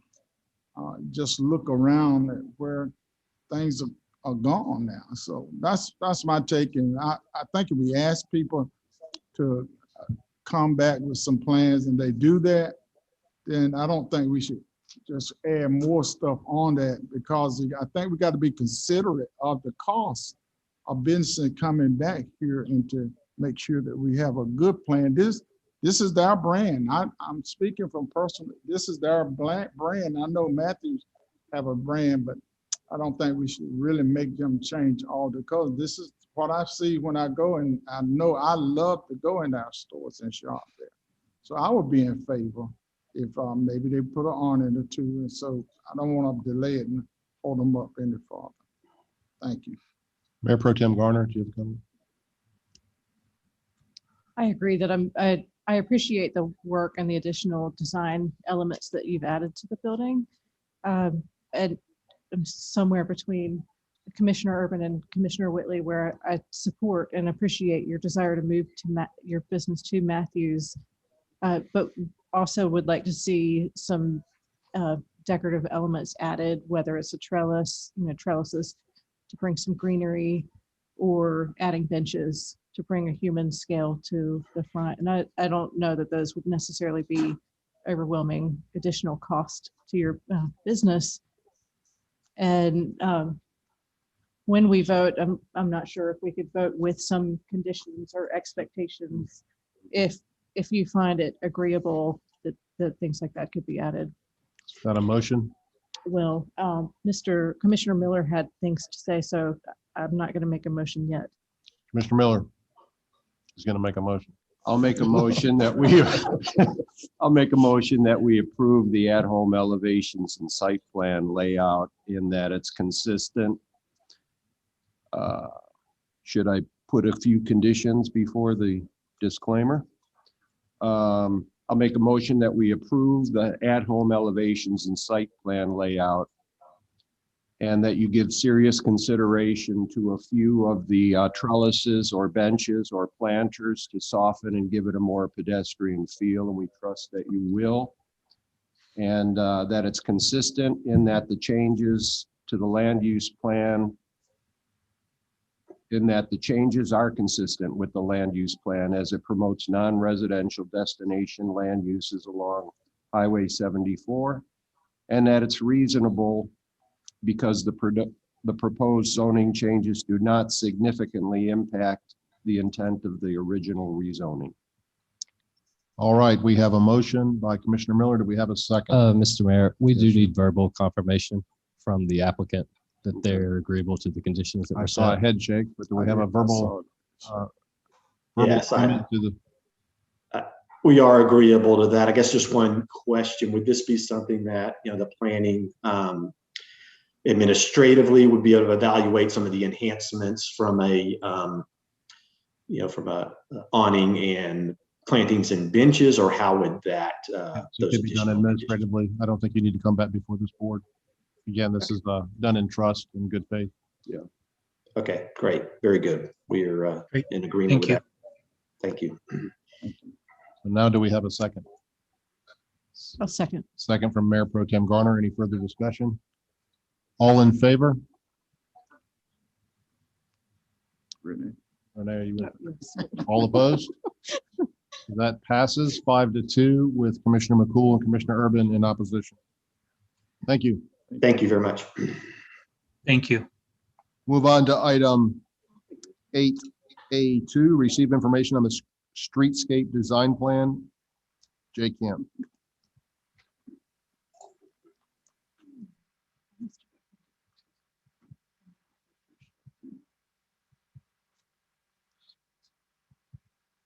Good evening. This is a large document. I'm gonna let it go ahead and keep loading. Here we go. This is a project that, if you'll see in the memo, began way back in December of 2018 at the mini planning conference. A few of you were not on the board at the time. This was approved for funding back in February of 19. This project was delayed for two reasons. One, if you'll recall, it seems like a very long time ago, the downtown mobility study was a big project. A lot of public engagement. We worked with a consulting firm, and Block Design, who's been our consulting team on this, was gracious enough to hit the pause button and even attended some of the public input sessions to listen to the feedback we were getting during the mobility study. So what we essentially did was change this project on the fly to sort of reflect some of the feedback we were hearing during the mobility study process. Of course, COVID came last year. We weren't really doing a lot of work, so this project remained on hold. But this time we do have a draft ready for review this evening. Colin Brock with Block Design is here to talk a little bit about the design inspirations. And I want you all to keep a couple of things in mind here. One, this is not an adopted zoning document. This is what we're calling a pattern book. So these are a collection of ideas for inspiration when we do want to execute sidewalk repairs and renovations, pedestrian improvements. Some of the things we talked about, we heard from the public earlier about pocket parklets and things like that. So just think of it from that perspective. This is not a document that everything you see in it has to be built or else. These are just a collection of ideas. And we think that Block has come up with some really creative solutions to some of our design issues downtown. One last thing I think you will have seen in the bullet points, there was a lot of talk about parallel parking versus angled parking. Another thing that we did throughout this process, and you'll see there's a few design scenarios here, the direction that town staff gave them was to focus from curb back to face of building. So there's no 20-foot wide sidewalks that you'll recall were proposed at one point during the mobility study would have necessitated the move to parallel parking. So having said that, Colin actually has the fun stuff. He's going to kind of share some of the drawings that you may have had a chance to look at since last week. I'll turn the mic over to you.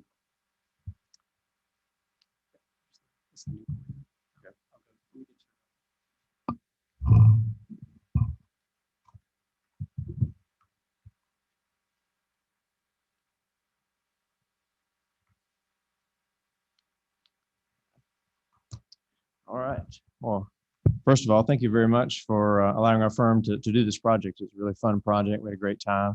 As some of you may know, I'm a Matthews resident, so for me, it was a more personal endeavor as we come here all the time. My wife and I love Seaboard, so it's something that was an enjoyable experience. So the kind of the goal for our presentation, Jay and I were kind of going back and forth on how we wanted to work through this. I think maybe the best methodology, I want to be sensitive to the time. This is a 90-page document. We put a lot of heart and soul into it. Obviously, we could go page by page. I think that would probably be a little bit extensive, both on a time standpoint and maybe a little bit boring. So we get that. I don't know how much, how in-depth, how much. Maybe this might be your first time seeing it. I'm not 100% sure. So what Jay and I decided was to hit some highlights and kind of structurally kind of go through this. My goal is to try to do this in about 20 minutes, maybe 25. And hopefully at the end of that, give you guys plenty of time to ask a lot of questions, which I'm sure there will be. So kind of kicking off that, kind of go into the table of contents just to kind of give you an overview of how we tried to organize our thoughts and put this together in a way that was kind of storyboarding, but at the same time, organically going through this to get you to the end goal. So everything from how we want to present the document, both from the public consumption standpoint, what made the most sense, the best clarity, was definitely a challenge for sure, because do you start off with a bunch of plans in the beginning and then get into the content? Do you get into the, the hows and the whys and how did we get here and who we are? And, so that's kind of the direction we ended up going, was starting the story of the character of the town of Matthews, some of the structure and the infrastructure that's been built from the design standpoint, the history, and then looking at some of those inspirational images based on the feedback we received and looking through that. So we'll have an introduction. Introduction's pretty kind of vague. It looks at just kind of the purpose and the intent of the document, as Jay had alluded to earlier. And then we've got the inventory and analysis. For those who are not familiar with that, it's just basically what's there and a little bit of analysis of those different scenarios, different environments, different issues, concerns, problem areas, all that kind of analysis is placed in there.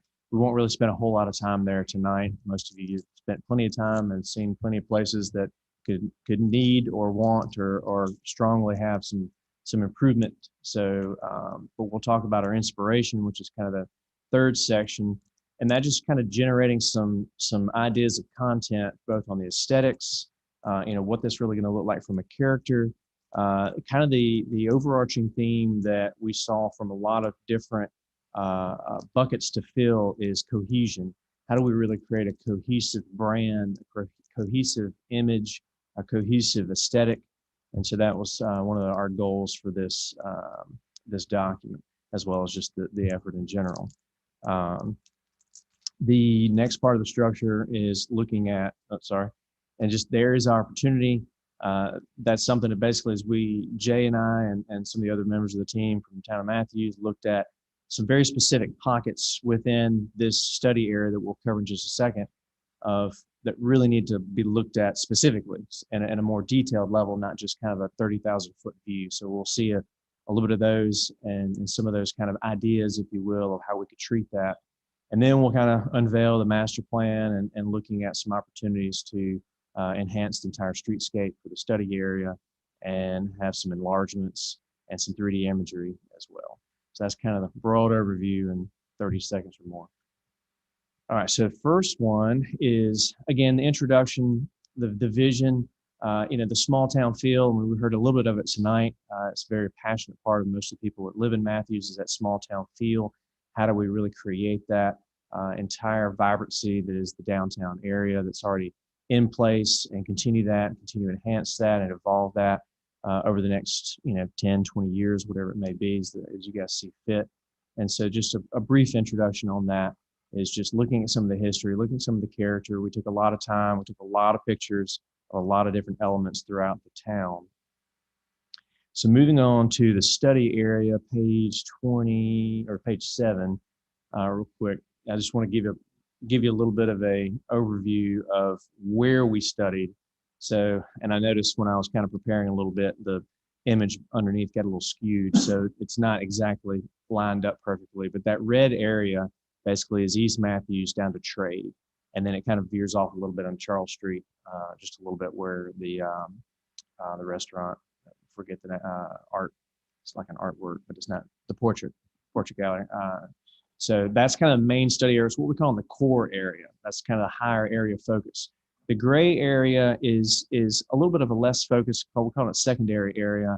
For the most part, we're looking at some opportunities for trees, landscape, maybe some sidewalk enhancement, but nothing really kind of too crazy. We're not getting into paving, and pavers or anything, but just looking at ways that we can shore up some challenged areas, whether it's narrow street section or sidewalk sections, planting areas, and things of that nature. But the bulk of the focus has been in the core area. So page 25, kind of jumping in to the inspiration area or inspiration section. So again, as I mentioned to you guys earlier, this is simply just starting to look at patterns, look at certain levels of detail with inspirational imagery. So we've broken this down into various components. We've got site furnishings and planters and things of that nature. But it's starting to really evaluate and getting an idea of what type of those special elements that we can bring in that brings that cohesion, that brings the character, enhances the small town character. We don't look too modern. We don't look too traditional. It kind of wants to be in that Goldilocks area of just right, but also trying to bring in materials that are affordable. So we're not looking at, $9,000 benches for each bench, but what are some products that are reasonable, affordable, that have good warranties and things of that nature. So also looking at different character elements with planters, some of the things you see here. One of the comments that we received were there's multiple planters that are all kind of different types. Some of them were upheld by bricks and rocks to stay balanced. So some of those things that we can look at investing over the next decade or so to as money and funds are available. And then some built-in planters that are already kind of starting to set that pattern along the Pizza Peel area. And then you've got, more of the proprietary stuff kind of off the shelf that you could purchase as well. These are bike racks. I mean, as we become more walkable, and it's amazing to see just in town of Matthews that I've seen in the last 10 years of just the walkability and the energy. Once some of the restrictions came back, my wife and I started going to Seaboard, and just the amount of people and things that were happening on Friday was just a lot of energy, and it was really exciting to see. And so obviously biking is a part of that. You got bicycle shops there. So creating a little bit more cohesion beyond just kind of your standard wave rack. So maybe there's some opportunity to bring in some character, and that could be anything from a branded element, custom branded element, to some off-the-shelf stuff. Plazas and streetscapes, we've heard some parklets. That's another area of focus. You'll see in some of the master plan elements. Just small little areas of respite, little areas you can stop and sit for a second, grab some ice cream, sit there with your kids and sit on a bench. So trying to create those little pockets throughout the whole entire streetscape environment for those 2 blocks. These are just kind of going to more hardscapes as well and looking at different treatments. Obviously, brick being a prominent theme through Matthews. Artwork, you guys have done a great job of continuing to add to the artwork, and so for the most part, it's just what are some of those elements? We had some great discussions about some of the history that could be woven in there that you guys have already started with some of the things. I mean, the Stumptown, some of our guys in our design team really thought it's really a great story. On some ways, you can look at Stumptown, it's kind of like, it's not great. We cut all the trees down. But I think it's also a great story to help you reflect on what didn't go right, but we're revegetating, we're creating new trees, and maybe tell that story. I had no idea until we started this project where the Stumptown name came from. So it was a very interesting story for me that I think it'd be great to put that in some kind of neat artistic element that tells that story, whether it's a kiosk, storyboard kind of thing, or an art element sculpture that, one of the ideas is you could take a bronze stump, and you'll see later that could be a seat, and the story of the bronze stump tells the story of Stumptown and kind of where we were and where we've come to. And so there's different ways you could treat that.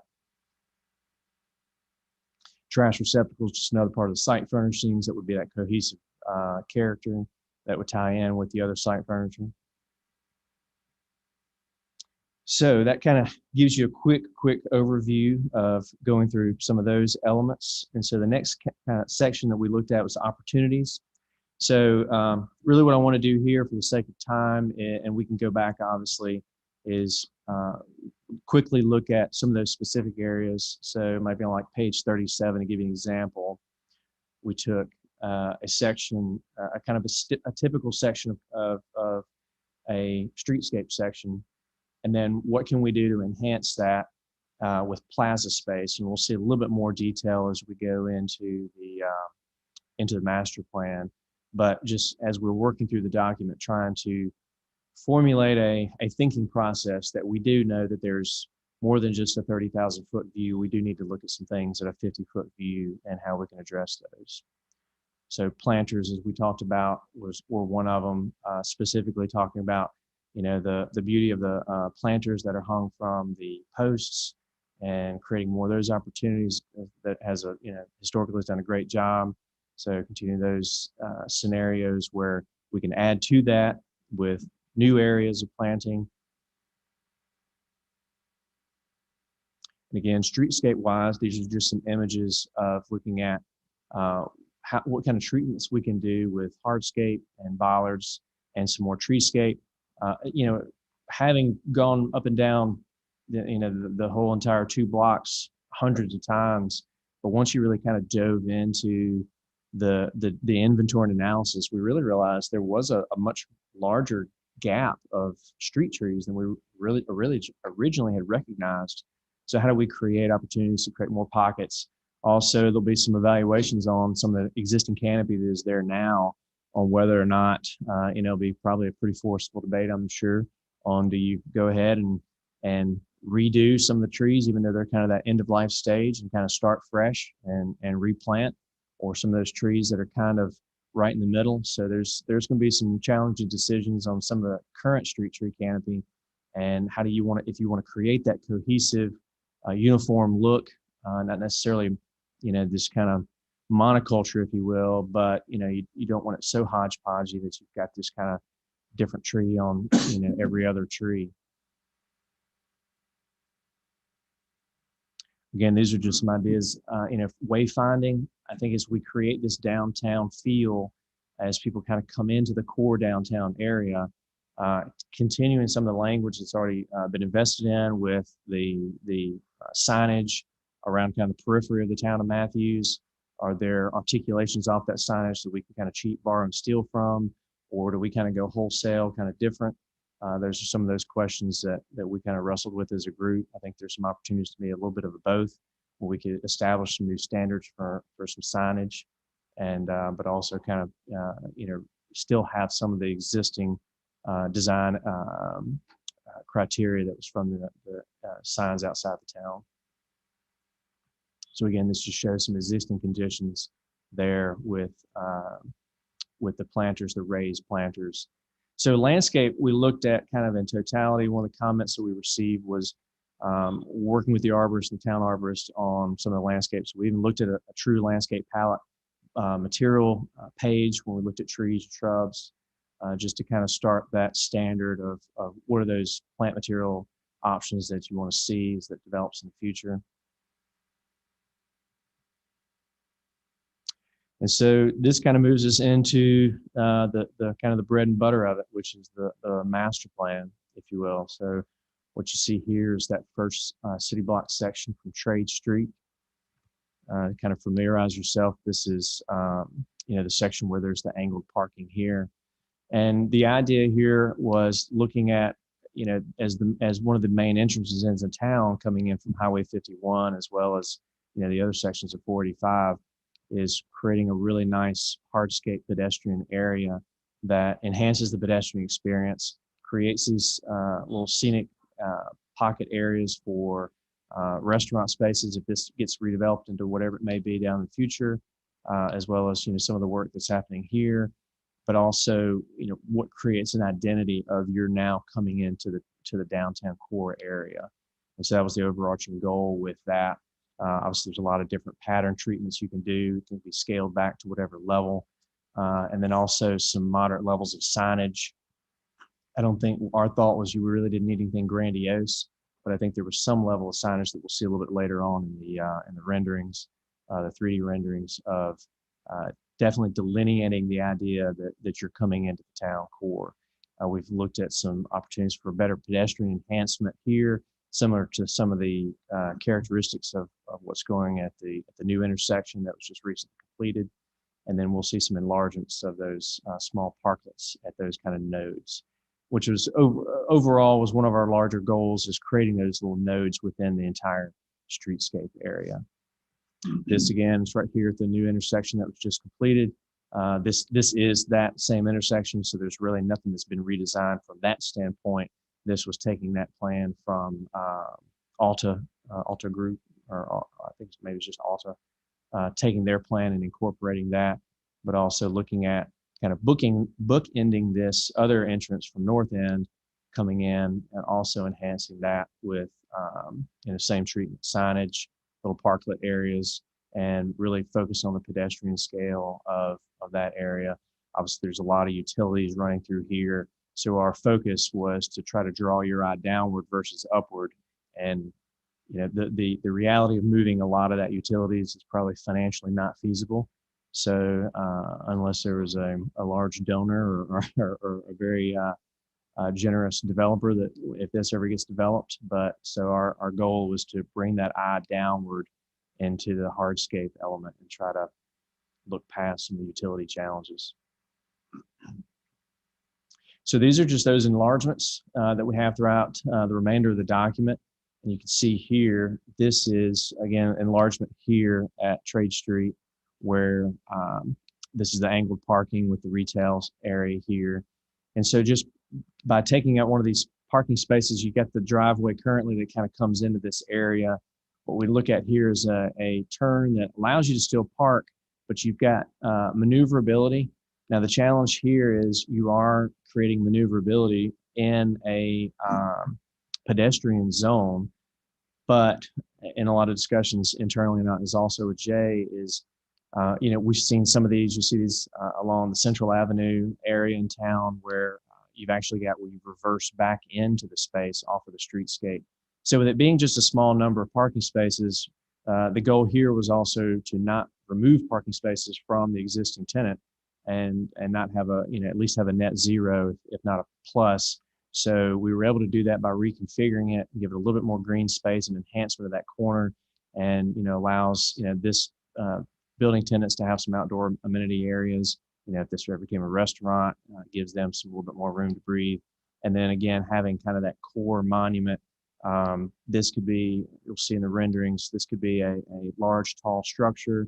That could be either various advertisement components. It could be town news, as well as history, art. It could be mosaic. So a lot of different things that could be. Again, on the other side, as you look kind of down the cross section of a lot of the sections of downtown, we really felt like this, was the lesser established of some of the other businesses. So whether or not this ever becomes, and of course, the rumors that always kind of swirl around the hardware store, but it feels like this corner has the most opportunity to be developed in the next 20 years into something very different. So some of our goals were trying to create better streetscape environments to where whatever may happen here, that's maybe doesn't have quite the level of establishment as some of the other businesses down the street, then maybe this might have the higher priority of creating a little bit more streetscape areas. Again, here speculation mode, but this kind of here again in this section here, here's the railroad, here's Trade Street.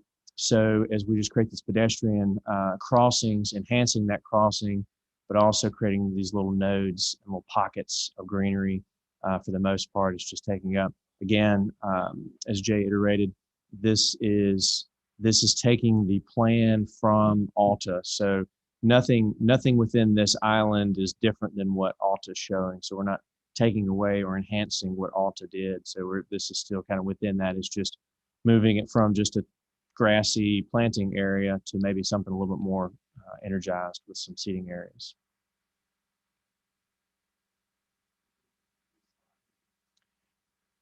what was so we had 68. Okay, here we go. This again is another area here. You see kind of the key here, kind of the center. So this is one we kind of had a lot of fun jokes about with Jay and his team. Obviously, it's in the railroad area, so only so many things you can maybe possibly do in the railroad area. I know there's been improvements that have been made within the railroad area, but the reality is this really does make for some great opportunities for these little mid-block nodes between the two, in the middle of the core area. Just unfortunate it's right by railroad, but it does provide some great spaces and some opportunities for some more aesthetic enhancement.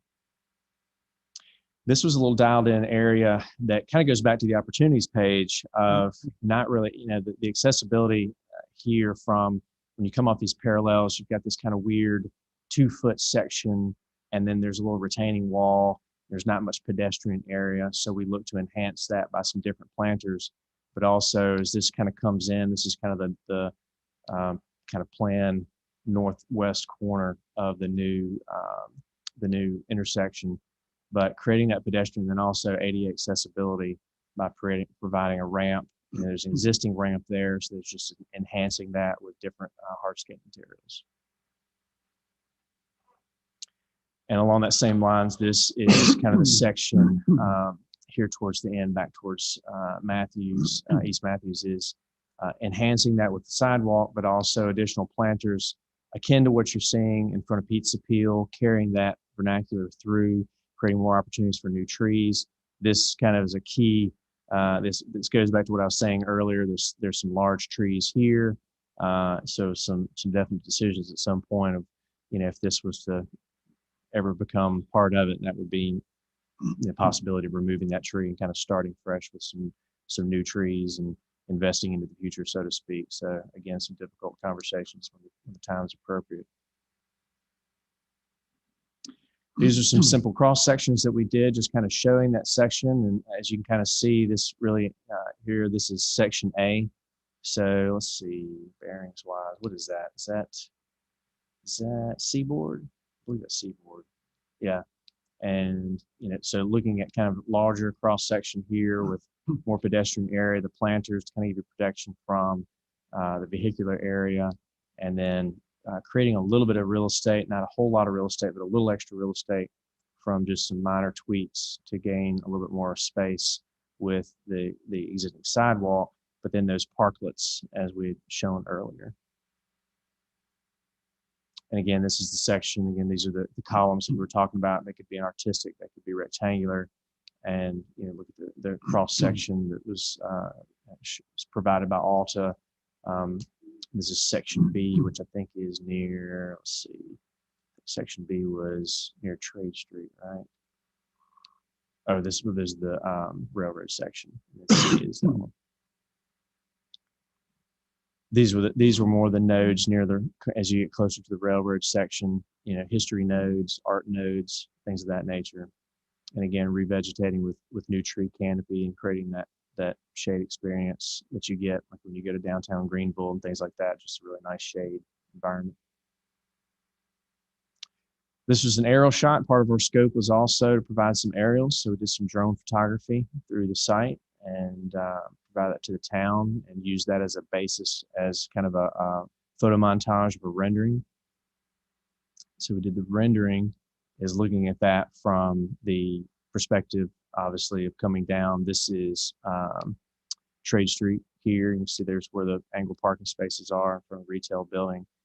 And as we've shown, creating a little bit of pedestrian nodes on both sides, something of interest here, whether it's, again, wayfinding, town news, upcoming events. It could be a digital component as we get more and more digital in our digital world. Maybe it makes it easier from changing out content, or it could be simplified, just things that are changed out. We have some enlargements of those areas, just zoomed in. So again, you kind of see a little bit of that design vernacular, signage, but nothing that's too in your face in Disneyland, something that's subtle.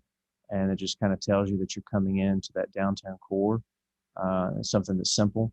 A lot of this, some of this is kind of borrowed a little bit from, what was the town that we talked about? Hendersonville. Yeah, Hendersonville. I thought this was executed really well in a similar fashion. Theirs is a little bit farther set off, but it was simple, a little subtle, but it was definitely a cue that you were in a different zone.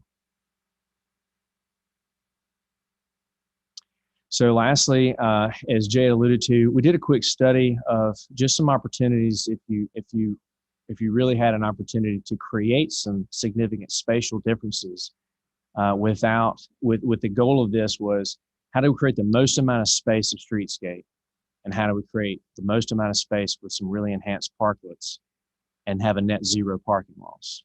And so that's a chicane, for those of you familiar with that term, is basically just a crook in the road that helps control some of the speed.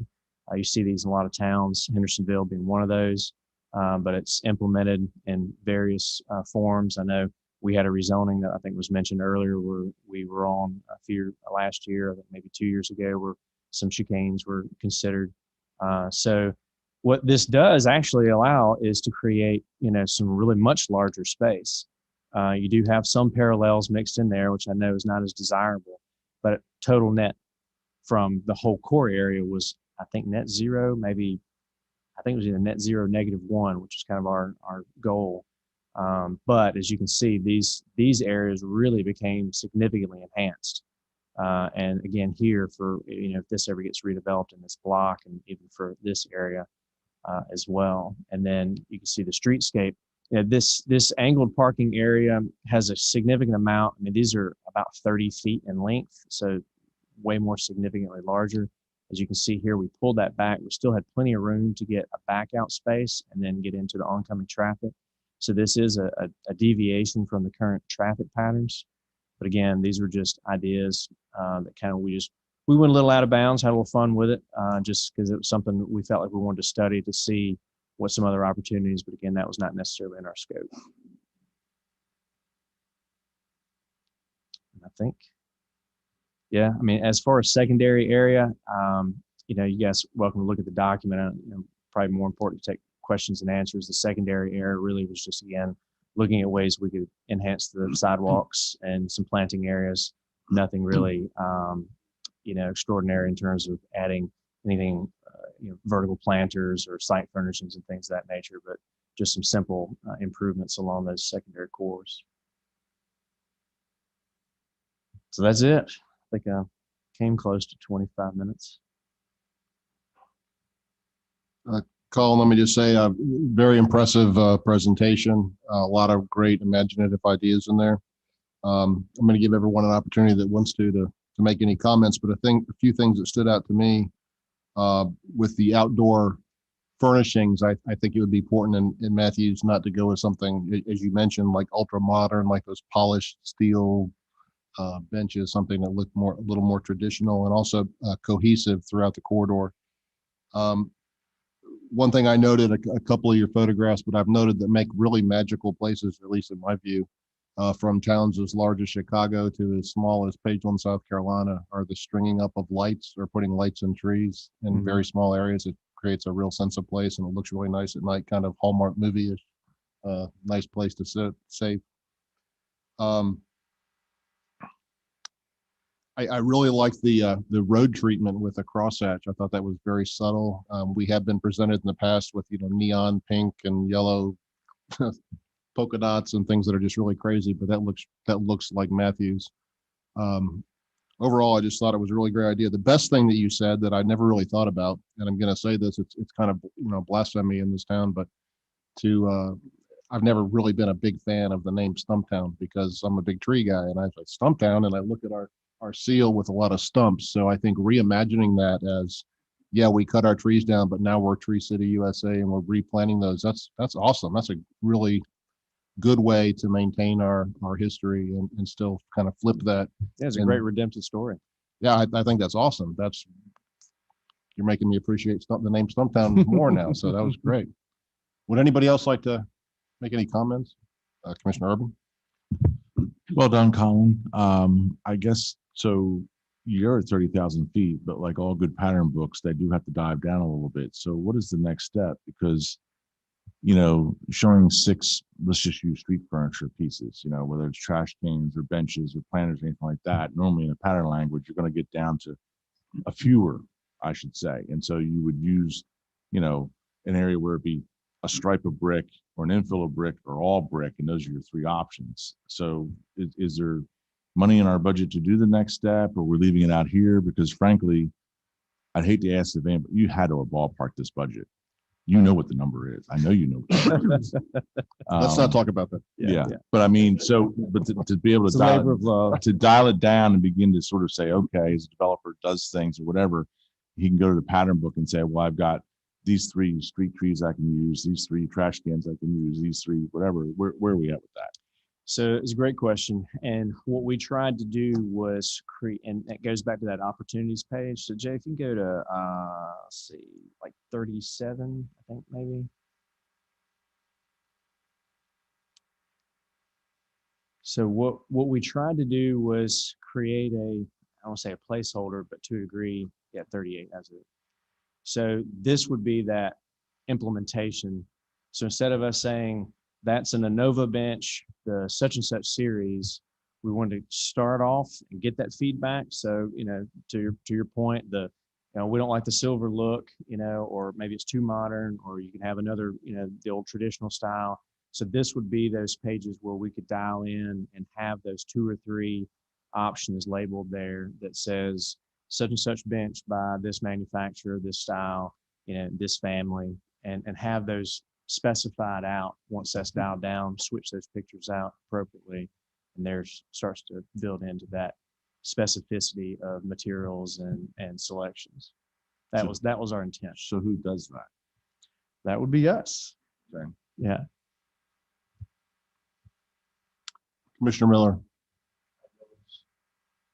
I know it's important to have a sense of place, but we approved a lot of, in the entertainment district, a lot of streetscape styles. Would it be appropriate or inappropriate to use that pattern here, or do we want to create a separate look there than we do here?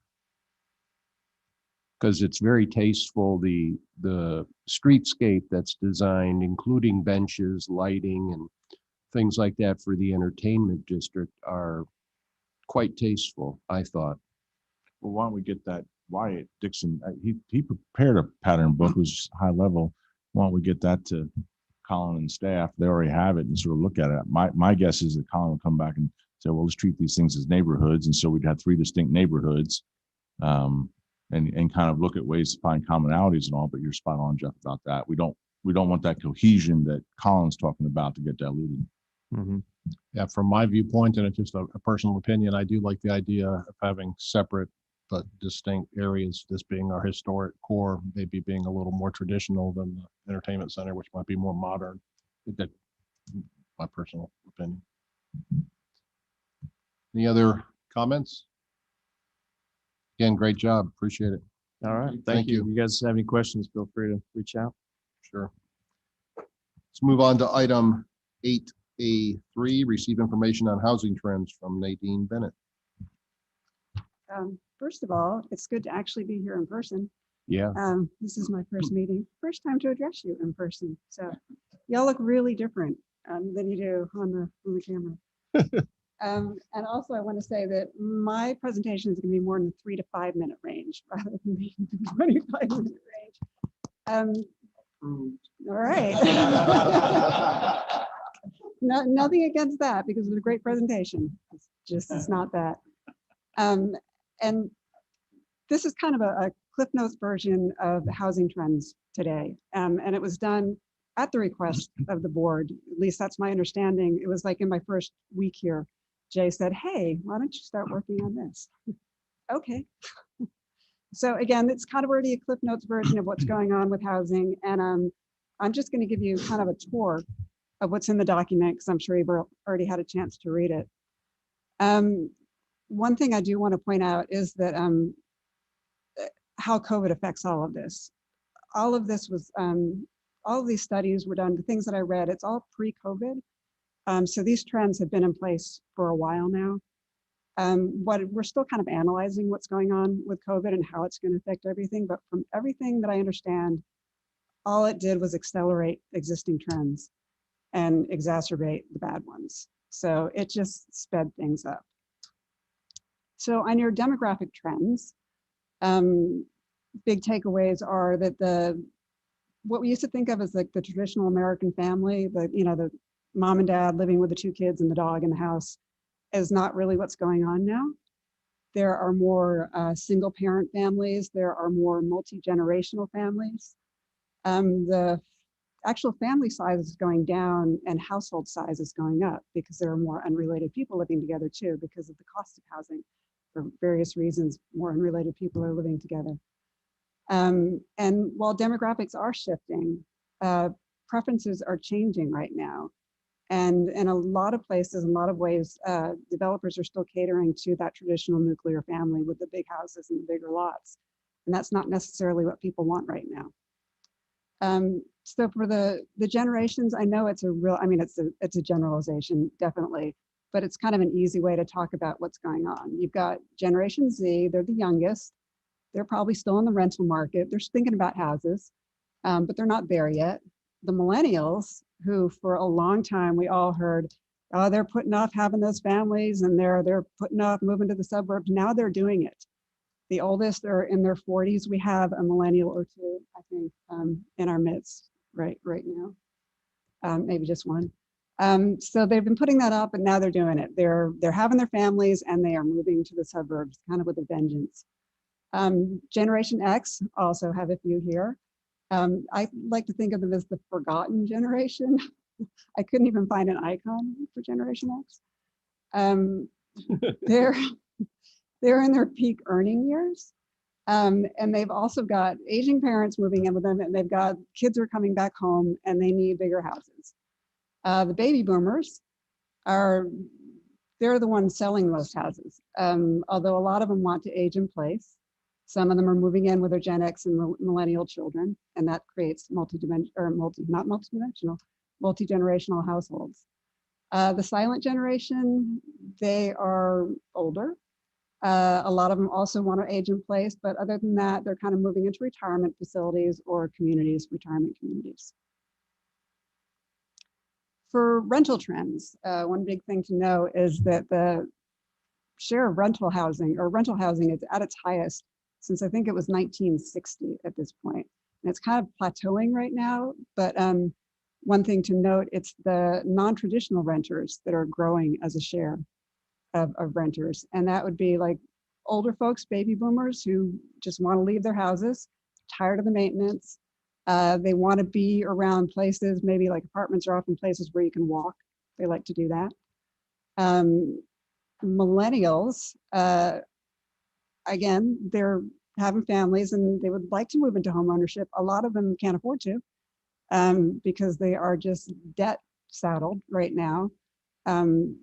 Prices are going up. It's hard to put together a mortgage. So Gen Z, they're your primary, they're renters right now. Again, they're not really moving into the housing market yet. High income renters, that's kind of a new trend as well. People who used to probably be buying starter homes can't afford it right now, so they are renting instead. There are also a lot of renters by choice who just like the flexibility of it, so they're not all being forced to rent. So in terms of issues, on the last page,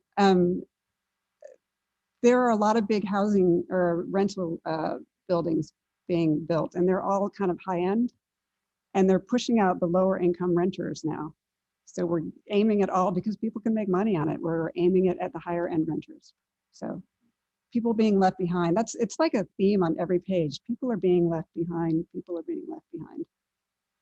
And so for where they're really being left behind, next one, is in single family housing. And I feel like Mr. Mundy already made part of my presentation for me, because he already told you about housing stock and how it's article in the Observer in March, there was 18 days worth of housing stock available, which is crazy.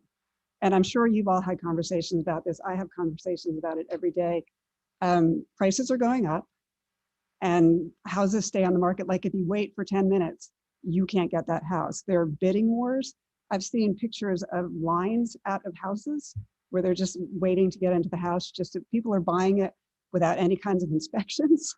It's just kind of a frenzy right now. And I know we had one woman who said that that'll change, that's as a result of COVID, but it's really not. It's because since the Great Recession, housing inventory has been, they haven't been building houses. We don't have enough housing stock right now. And we need places to live. And even before the pandemic, the suburbs, places like Matthews, were getting very, very popular. So as people have mentioned, people want to live in Matthews. You're moving out of the bigger city, maybe moving out of Charlotte, you want a little bit more space. Matthews has got that cute downtown. It's a great place to go, but you don't have the housing stock to accommodate it. One thing that I've gotten calls on since I've been here, and I know others have gotten calls as well, are the build to rent communities, which was kind of new to me. I mean, just in the past couple of months, this was new to me. And that is building an entire subdivision, basically, that's entirely to rent. And it appeals to a lot of different people. It appeals to people who can't get the money together for a down payment, people who are maybe just moving to the area and want to take a look around, but you still want to have the feel of the suburbs and the experience of the suburbs. And that's like a really hot sector right now. And again, they're knocking on your door right now. I think you can move. So just some general trends in communities. And we already had someone speak and tell us how much you like to walk. And people like to walk. And they like to have places to walk too. And that's something that people are looking for more and more now is I want to be able to get out there. I want to walk safely. And I want to go to a restaurant. I'd love to sit outside a restaurant. I don't want to drive there. I want to walk there. So a walkable community is not necessarily one where everyone has to walk everywhere. It's just, you don't have to get in your car to go somewhere. It's also called a 20-minute neighborhood. So that in like a quarter of a mile, like a 5-minute walk, you can get to a certain number of places, and then maybe you get to restaurants, you can get to a school, and everything is kind of in that 20-minute range. Missing middle housing is the next page, just over to the side there. Missing middle housing is the kind of housing that we used to have in this country, kind of pre-World War II. If you think about a neighborhood like Dilworth, they've got duplexes and quads, although a lot of them are being torn down now, but it's that kind of neighborhood. And I actually live in missing middle housing myself. I live in an 8-plex in a building that was built in 1927 as apartments. And I live in a neighborhood that there's no way that I would be able to afford it unless there was some kind of that kind of middle housing. I don't want to live in a big apartment complex. I have a condo, but I really can't afford to have a single family house. So, and it's not just me, there are a lot of people out there that kind of suits the needs right now. And it's also a way, if you've got a walkable community and you've got places to walk to, you've got to have the density around it that supports those neighborhood serving uses. So you have to have some kind of density around it. You can move on. This is just so you can, look at it at your leisure. It's just kind of again, a snapshot of Matthews right now, and it shows how we're reflecting national trends. The number of households with children is decreasing, population 65 plus is increasing. You've got more multifamily units than you used to. The median rent there, that's from the 2019 American Community Survey, and I'm sure it's higher than that now. And then the house price, I think Mr. Mundy had one in there too, but that was from Realtor.com just recently. But again, you just reflect national trends. You want to go to the last one? So these are some recommendations that we came up with. And again, this is just for informational purposes. You're not adopting this or anything. So when you're looking at all these many proposals that are coming your way, consider the idea of the 20-minute neighborhood where people can walk and what it takes to get that kind of neighborhood. And a lot of people talk about the small town feel. I think a lot of that small town feel comes from being able to walk somewhere, going to your neighborhood restaurant. It doesn't have to be just downtown Matthews that gives you that small town feel. It can be places in the community as well. One that I think is really important is to develop a formalized affordable housing policy. And that is something that a lot of our peer communities are doing right now. And like I said, I felt like the theme of everything that I read was people are being left behind. Housing is so expensive right now, and it's just going up, up, and up. And from what I've read, it's not the kind of bubble. It's not going to just fall apart. It might go up less quickly, but it's just going to keep going up. So people who are trying to get into the home market for the first time are struggling. Like, you just can't do it. People of color are being left behind and disproportionately affected. Workforce housing is very difficult right now. So I feel like you really want to take a good look at it and see what Matthews can do to make sure that you can serve a diverse community. You want to focus on a mix of opportunities for renters and buyers. People want to buy homes. Not everyone does. People want to rent homes. Just think of them together. And then finally, and Jay can tell you that I've been talking about this since the day that I got here. I feel like you need to update your comprehensive plan. Right now it's from 2012, and you know Matthews has been evolving.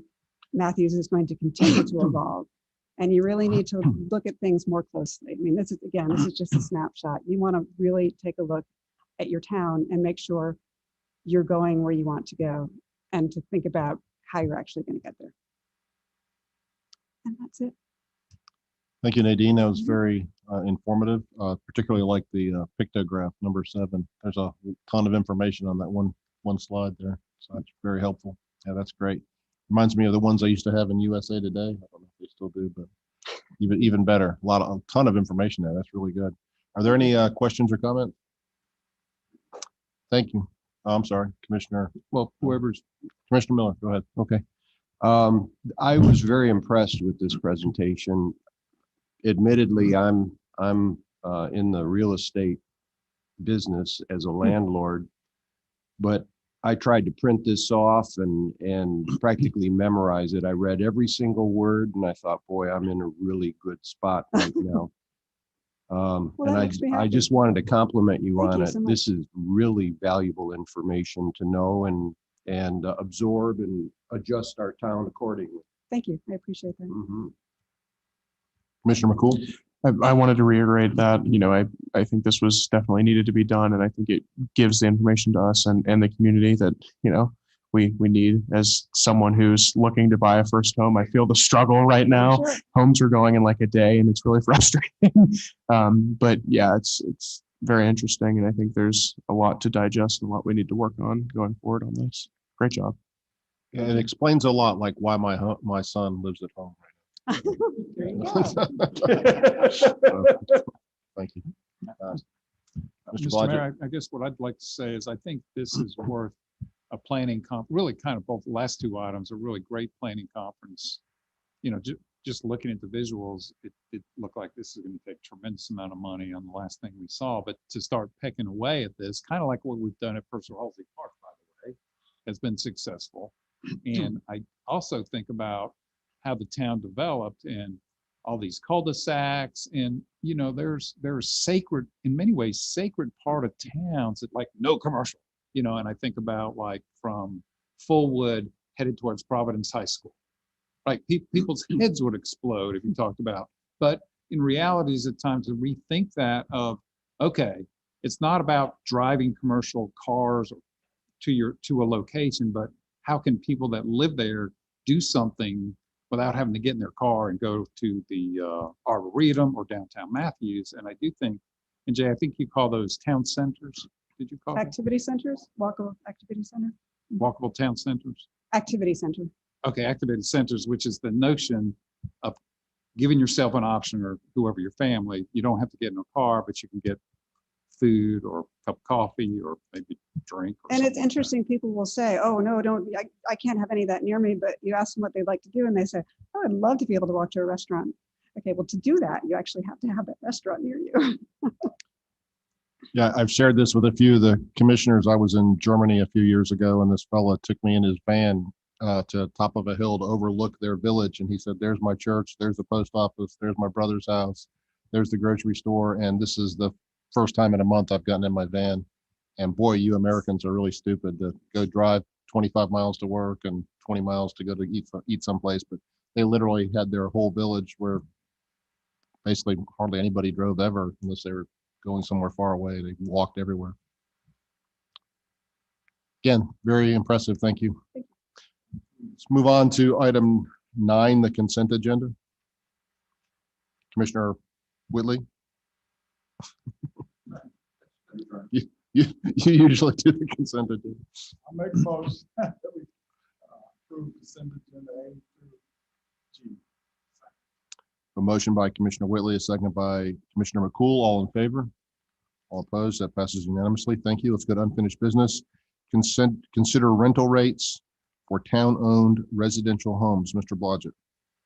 Yes, sir, Mr. Mayor, members of the board. At the last board meeting, we talked a little bit about the town actually owns 3 habitable houses. We just purchased 2 of them are on Fremont Street, and then one of them is 4.5 acres that we purchased over on Matthews Mint Hill Road. It's a nice little it's a nice house, and the realtor that we used for the other 2 houses said she felt like it would rent for whatever $1,895 a month. I think what the question came up with the board when I was giving the manager's update, we could do that, and we could probably rent it for between 24 and 30 months before the fire station's built, and revenue's significant, right? $45,000 to $63,000. If we talked about affordable housing, 3 minutes ago with Nadine, the other 2 houses, which are each rent for about $1,200 and then $1,375. So I think the question for the board is, well, what do you want to do? I did, by the way, I did reach out to Natisha Riviera Patrick, and she said, at Habitat for Humanity, we're really in the home ownership business as opposed to rental business. Then I did find somebody at Mecklenburg County, LaShonda Hartz, said she's happy to meet and talk about it. In fact, she's very excited about it. At some point, I think we probably want to have her into the board meeting, no matter what we do here, kind of get the county's view on where they see us, or then all of us going with affordable housing. And I know this board has some interest in it, so I think it could be a nice pairing there. But I think the question before you all is, what do you want to do about this house on 3017 Matthews Mint Hill Road? Looks like we can get around $1,900 a month for rent. Or the other option is to take no action. Staff can get with this county representative and talk about what could we do with this house. Now, I don't know if she may say one house isn't really worth it, but it's certainly begin to have a dialogue. I think the question is, what's the will of the board? Well, I'll start by giving you my opinion. I think affordable or attainable housing is important to every member of this board. We've talked about it for a long time. However, I'm not in favor with starting that effort with the few properties the town owns, in particular with this one, because we paid almost $500,000 for the property, and I think our fiduciary responsibility to taxpayers is to get as much as we can back on that house. Certainly keeping in mind that affordable housing is important and something we want to do, I think, on a larger scale soon, probably with some of the ARPA funds. But I see that effort more as a development or a multi-family housing somewhere. I don't think we should start with this one home. I think we should rent it for what we can get for it. It's my opinion. Commissioner McCool? I've been a pretty vocal proponent of the affordable attainable house conversation, and I tend to agree with Mayor Higdon here. I also have a concern that if we start an affordable housing program and then we tear it down in 2 years, there's a lack of affordable housing we just took away. I think even if we rent this at the fair market value, I think we need to still have this conversation, still need to put a significant amount of effort and time into making sure we have the right affordable housing plan for our town. But I tend to agree, especially like if we're going to tear it down in 2 years, that kind of stinks. Okay, here's affordable housing for 2 years, now it's gone. I don't think that's the right way to go about it. Mayor Pro Tem Garner. I would respectfully disagree with both the mayor and Commissioner McCool. I think as a board, if we stand for affordable housing, then we should be walking the walk as well. That doesn't mean making it dramatically less than the market rate, but more affordable than the market rate. If we don't do that with this particular house, I think that we as a board need to look at who our realtor is for those homes and see what initiatives they have for whether they work with vouchers or if they accept other forms of housing payment than paychecks. And we need to do an audit on the property that we own in Matthews so that we can make it more accessible to people.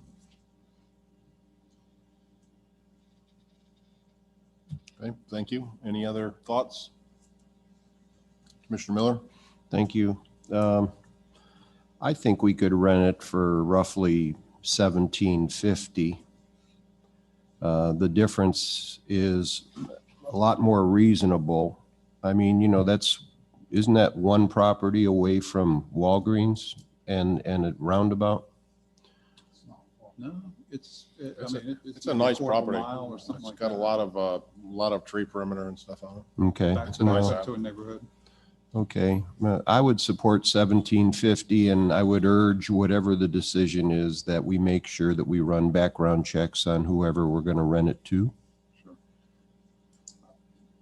Just clarification, and if the board wants to go into this, we're not asking for the board to set the rate. And it's possible, let's say they can't get, if the board chooses to go this route, they can't get 1,900 and it may be 1,850. She was just giving me like a starting point. It could be less or it could be more. Commissioner Urban? We're talking about two parallel tracks in my mind. I'd like to sort of set the market rate and let it be, as the mayor said, start paying back some of that on that property. We can be looking, the town should not be in the affordable or attainable housing business. We shouldn't have properties that we're renting and maintaining and things like that.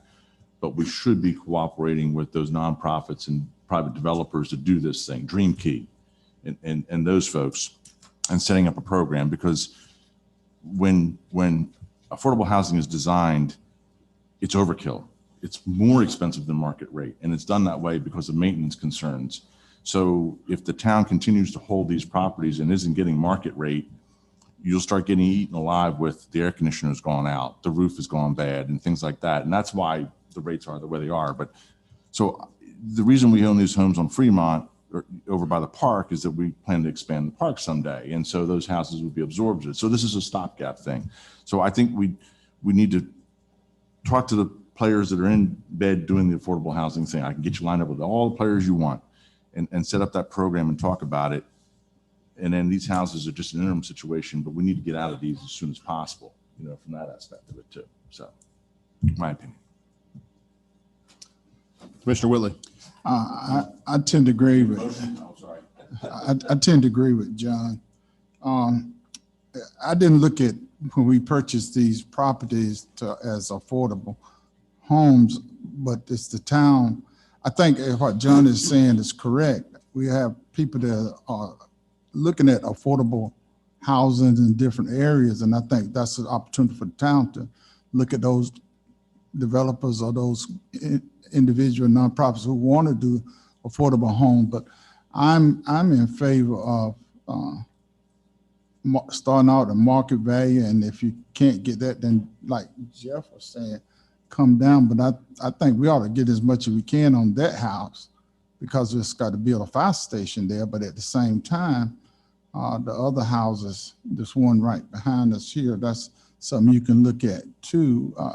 How many bedrooms in that house on? Three bedrooms in each. 3 bedroom, 3 bath?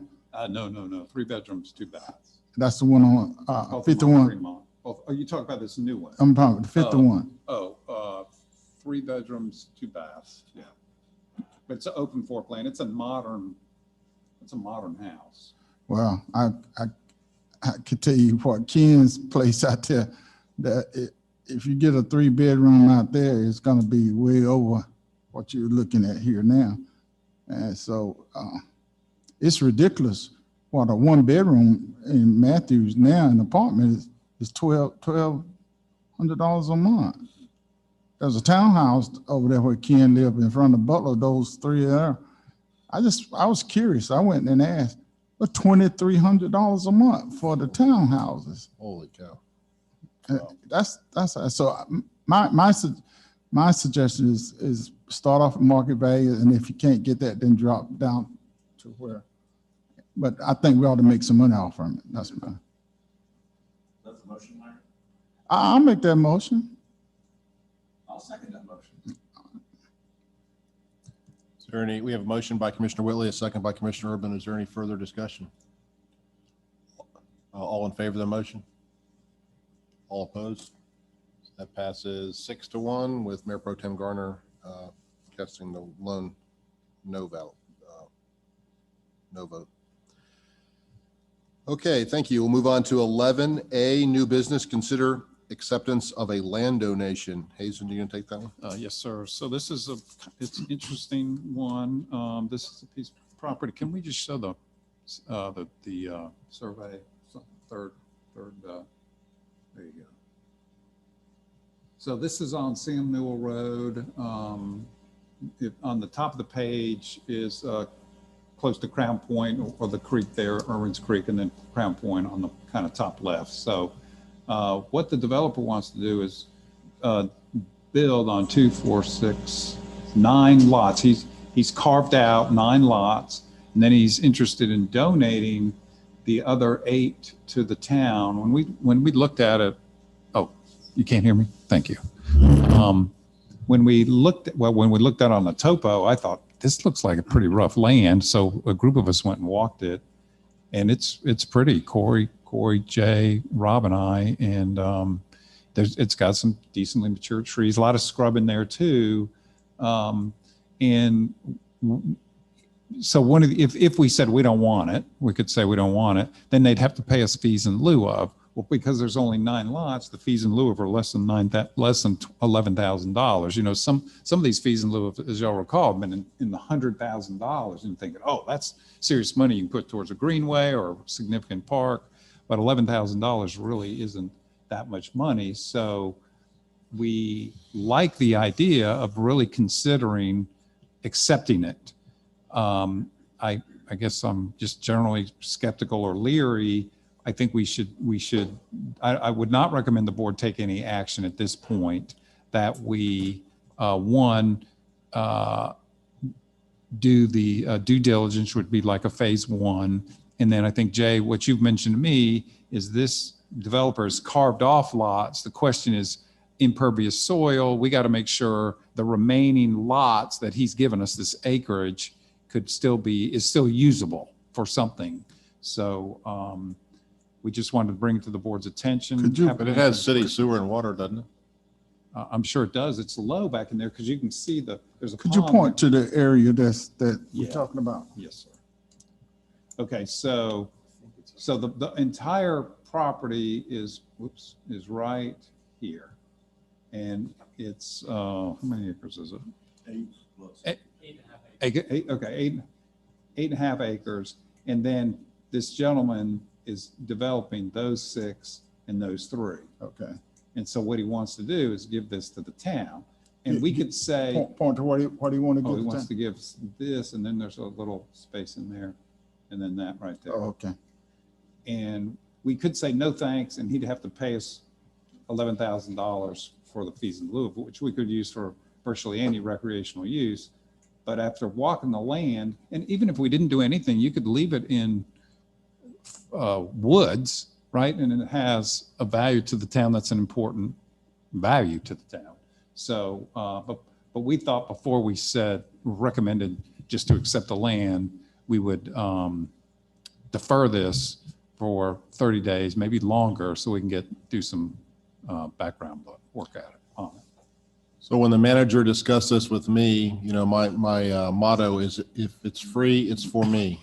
But It's free for me. If it's free, it's for me. But we do need to do due diligence and make sure there's not a toxic waste dump or something in the middle of this. I mean, it sounds too good to be true. But general, this sounds like a good faith offer to the town. And I think we would be foolish to turn down 8 acres of wooded land for free unless there's something terribly wrong with it that we don't know about. So that would be my recommendation as the manager mentioned. So is there any other comment? Or I would support that, especially though with CJ and Public Works is checking stormwater runoff and things like that, because all of a sudden this is a centrifuge for flooding other properties. And they come back to us and say, good point, you got a problem here. You need to fix it. Now we're mitigating for $100,000. So we need to make sure that you're going in the right direction. The phase 1, the whole 9 yards, you're going in the right direction. Correct me if I'm wrong, Jay, you and the manager walk this property. Doesn't it slope off away from the homes? Generally, it goes down from the road. It slopes towards the 3. Is that right? Yeah, I won't use another laser pointer. That sort of circular area at the bottom's a pond, and the property line for one of the joining properties on Lakeview Circle actually goes through the center of the pond. So Hazen actually swam out and found the marker. Wow, but impressive. Yeah. Okay. Well, all fair points. We'll check it out. Do due diligence. If there's not any of those issues, I think we should definitely bring it back before the board, and we'll probably accept it. Can I ask a question? Sure. So this. You're going to use the dotted- sun to point out what we have there? That dotted line, is that considered the creek or is that a driveway? What is that? I think that might be overhead electrical. There's a few abandoned structures. I think that was a barn in the middle. There's also 2 houses, the squares you see. At the bottom? Yeah, these are 2 abandoned, they're boarded up houses, and I think that was a barn. But I would add a moment in all seriousness about the process. So the reason we brought this to you was just to kind of take everybody's temperature, see if you're interested. How this would formally work is there would be a preliminary, actually would it be a final, Rob? So a final plat would come to you, and this would be indicated as a land dedication. The board would then need to formally accept the land dedication. Then you would take a vote. So this is just sort of Right. And Any other comments, questions? Just real briefly, that adding on to what Jay was saying, before they dedicate it, you need to have your temperature taken, because once they dedicate it, it goes off the tax rolls. So if you weren't going to accept it, you don't need to have it coming off the tax roll. That's another good point. Mr. Manager or Jay, can you tell us what the tax value of that land is per year? Do you know? Jay, if you're going to go on Polaris, maybe because when I looked on Polaris, it hadn't recognized it as a separate lot yet. It's fine. I mean, you maybe bring that back to us whenever. It doesn't have to be done tonight. Well, it's kind of a wash, because you'll also have tax revenue from the 9 new lots. Right, right. True, but once it's dedicated, it still comes off the tax rolls, whether the town accepts it or not. That's the critical mass here. All right. Is that the finality of that discussion? I think so. Okay, thank you. All good points. We'll move on to 11B, consider the town board's salary. Mr. Blodgett. Yeah, I guess you learn something new every day. At the budget time, there was a discussion about the board's salary, excluding the mayor, but the board is underpaid compared to your cohorts. And it's like the average, well, here's who we took as the average. So we surveyed Davidson, Harrisburg, Huntersville, Mint Hill, Monroe, Mooresville, Pineville, and Stallings. And the average of those 8 is about $7,300, well, close to $7,400. You guys make $5,500. So it is reasonable, in my mind, that y'all's salaries could go up $1,500 a piece and still be very reasonable compared to your cohorts. That costs about $9,000 a year. However, at our department head meeting, we do a pre-agenda. Mr. Buckley said, let me check into that, and subsequently informed me that the board cannot raise its salary. Only time y'all can raise your salaries is when you adopt the budget ordinance. And I was not aware of that. I did not inform the board of that at the time. So you cannot raise your salaries until next year, fiscal year, if you want to do that, of course, until next fiscal year. as part of the budget ordinance adoption.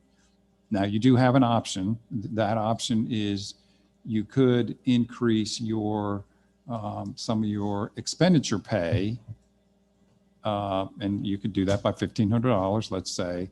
However, just so you know, it doesn't go in effect until the next board takes office. So you're not, if you did choose to increase your expenditure pay, or let's say travel expenses, you couldn't do it for yourselves. You would do it for the new board that would take office in December of 2021. If I could just add a few comments on this. We had talked about this over time. I mean, Commissioner Urban and others have said that we don't do this for the salary. And I think if you look at it, it's pretty obvious that elected board salary is pretty low. Just so the public knows, the average commissioner, if he or she is doing his job adequately, typically can work 20 to 30, sometimes 40 hours a week for the pay of $5,500 a year, which is, certainly don't do this to get rich, but I think it's reasonable that our town commissioners get paid at least the average of our local folks. And we talked about this, and it came up very close to our budget time. And so to be fully transparent, so that we weren't trying to slide something into the budget and be, hey, the town board's trying to reward themselves, we decided to move it off to this meeting in an effort to be fully transparent so the public could comment on it. It was on our agenda. And that's why we moved it. And I did not know that we could only do this during the budget cycle. So, and also it was for the next board, which could be some or none of us. So this was all done in a good faith effort to be fully transparent so that board's not trying to hide anything. I think it's reasonable that this board, get paid a few dollars per hour for their efforts. It's not a lot of money. And so I personally do not have any desire to raise the expense portion of the compensation. And I think maybe we can revisit this next June if there's still a desire to raise the salary. I don't know if anybody else has any other comment on it. Commissioner Whitley. I know we can't, and it's water over the dam. We can't go back and get that. But I do have a concern that we have been, and I've stated this, we have not had a raise since 2016. And it wasn't a raise for our base, it was a raise in our expense. And then Jeff did that, and I seconded it. I think we went 30. From 135 a month to 150 a month. So if we're gonna wait till another year, I would like to make the recommendation tonight, and I want it record, that we are now making 55, that we add $25 more to that, which would put us at 8,000, which is just slightly above average. And I'm not to be an average. This board has been very active in making sure every department get above average. We have passed budget for that. This year was a extremely passed, but we all came together and passed it. I don't mind helping people, but then I don't like leaving me behind either. I mean, it just makes sense that if we haven't had a raise now in June of 2022, would be 6 years. I'm in favor of raising us up $2,500 to $800 for the base and leave our travel, the other expense, technology expense, to what it is. That's my recommendation tonight. I don't want to come back and visit. I want to, since we were passed, since we missed it, I want this to go on record tonight, that's what it's going to be come June, and then we can go ahead and move on with it. Commissioner Whitley, as so noted, but that will be the decision of the newly elected board, which again could include some, none, or all of us, so we don't know. And it is for the next board. Right. Okay. Any other discussion on that? Good. Thank you. You sure, Commissioner Miller? You don't have a... Yeah, I'll just come in to the podium. All right, we'll move on. This has been a long meeting. I'll give the mayor's report. I'll be short and sweet. I want to remind everybody, I'm really excited that our Matthews Alive Labor Day celebration is going to be large and in charge this year, September 3rd through the 6th. We have lots of really good entertainment. I know that Corey King and Leanne Moore and the whole Matthews Alive board's done a great job of planning this. I think this is going to be one of our biggest events ever. Everybody's ready to go get out and celebrate. So just use this opportunity to let the public know September 3rd through 6th. Please come join the festivities. We have really lots of great things, crafts, food, bands, music. Just it's a really great time. One of the largest Labor Day celebrations on the East Coast, and we're really looking forward to it. That's all I have. Going to the attorney's report. No report, Mayor. Town manager's report. No report, Mr. Mayor. Motion to adjourn. Before we adjourn, I do have a comment. I want to publicly thank the town for hearing my recommendation last meeting to get plugs up here. I tell you, old folks, it's hard to get down on the floor, but I want to thank you for the plugs in here, whoever it is. Are you a baby boomer or are you in the silent there? Yeah, we are. Me and Jeff, me and Jeff and Dave Bland in the baby boom. All right. Thank y'all. Thank you So much. noted. Who made a motion to adjourn? Everybody? Commissioner Bland and second by Commissioner McCool. All in favor of adjourning? Any opposed? That passes unanimously. Thank you. Thank you. Thank you, Mr. Bland.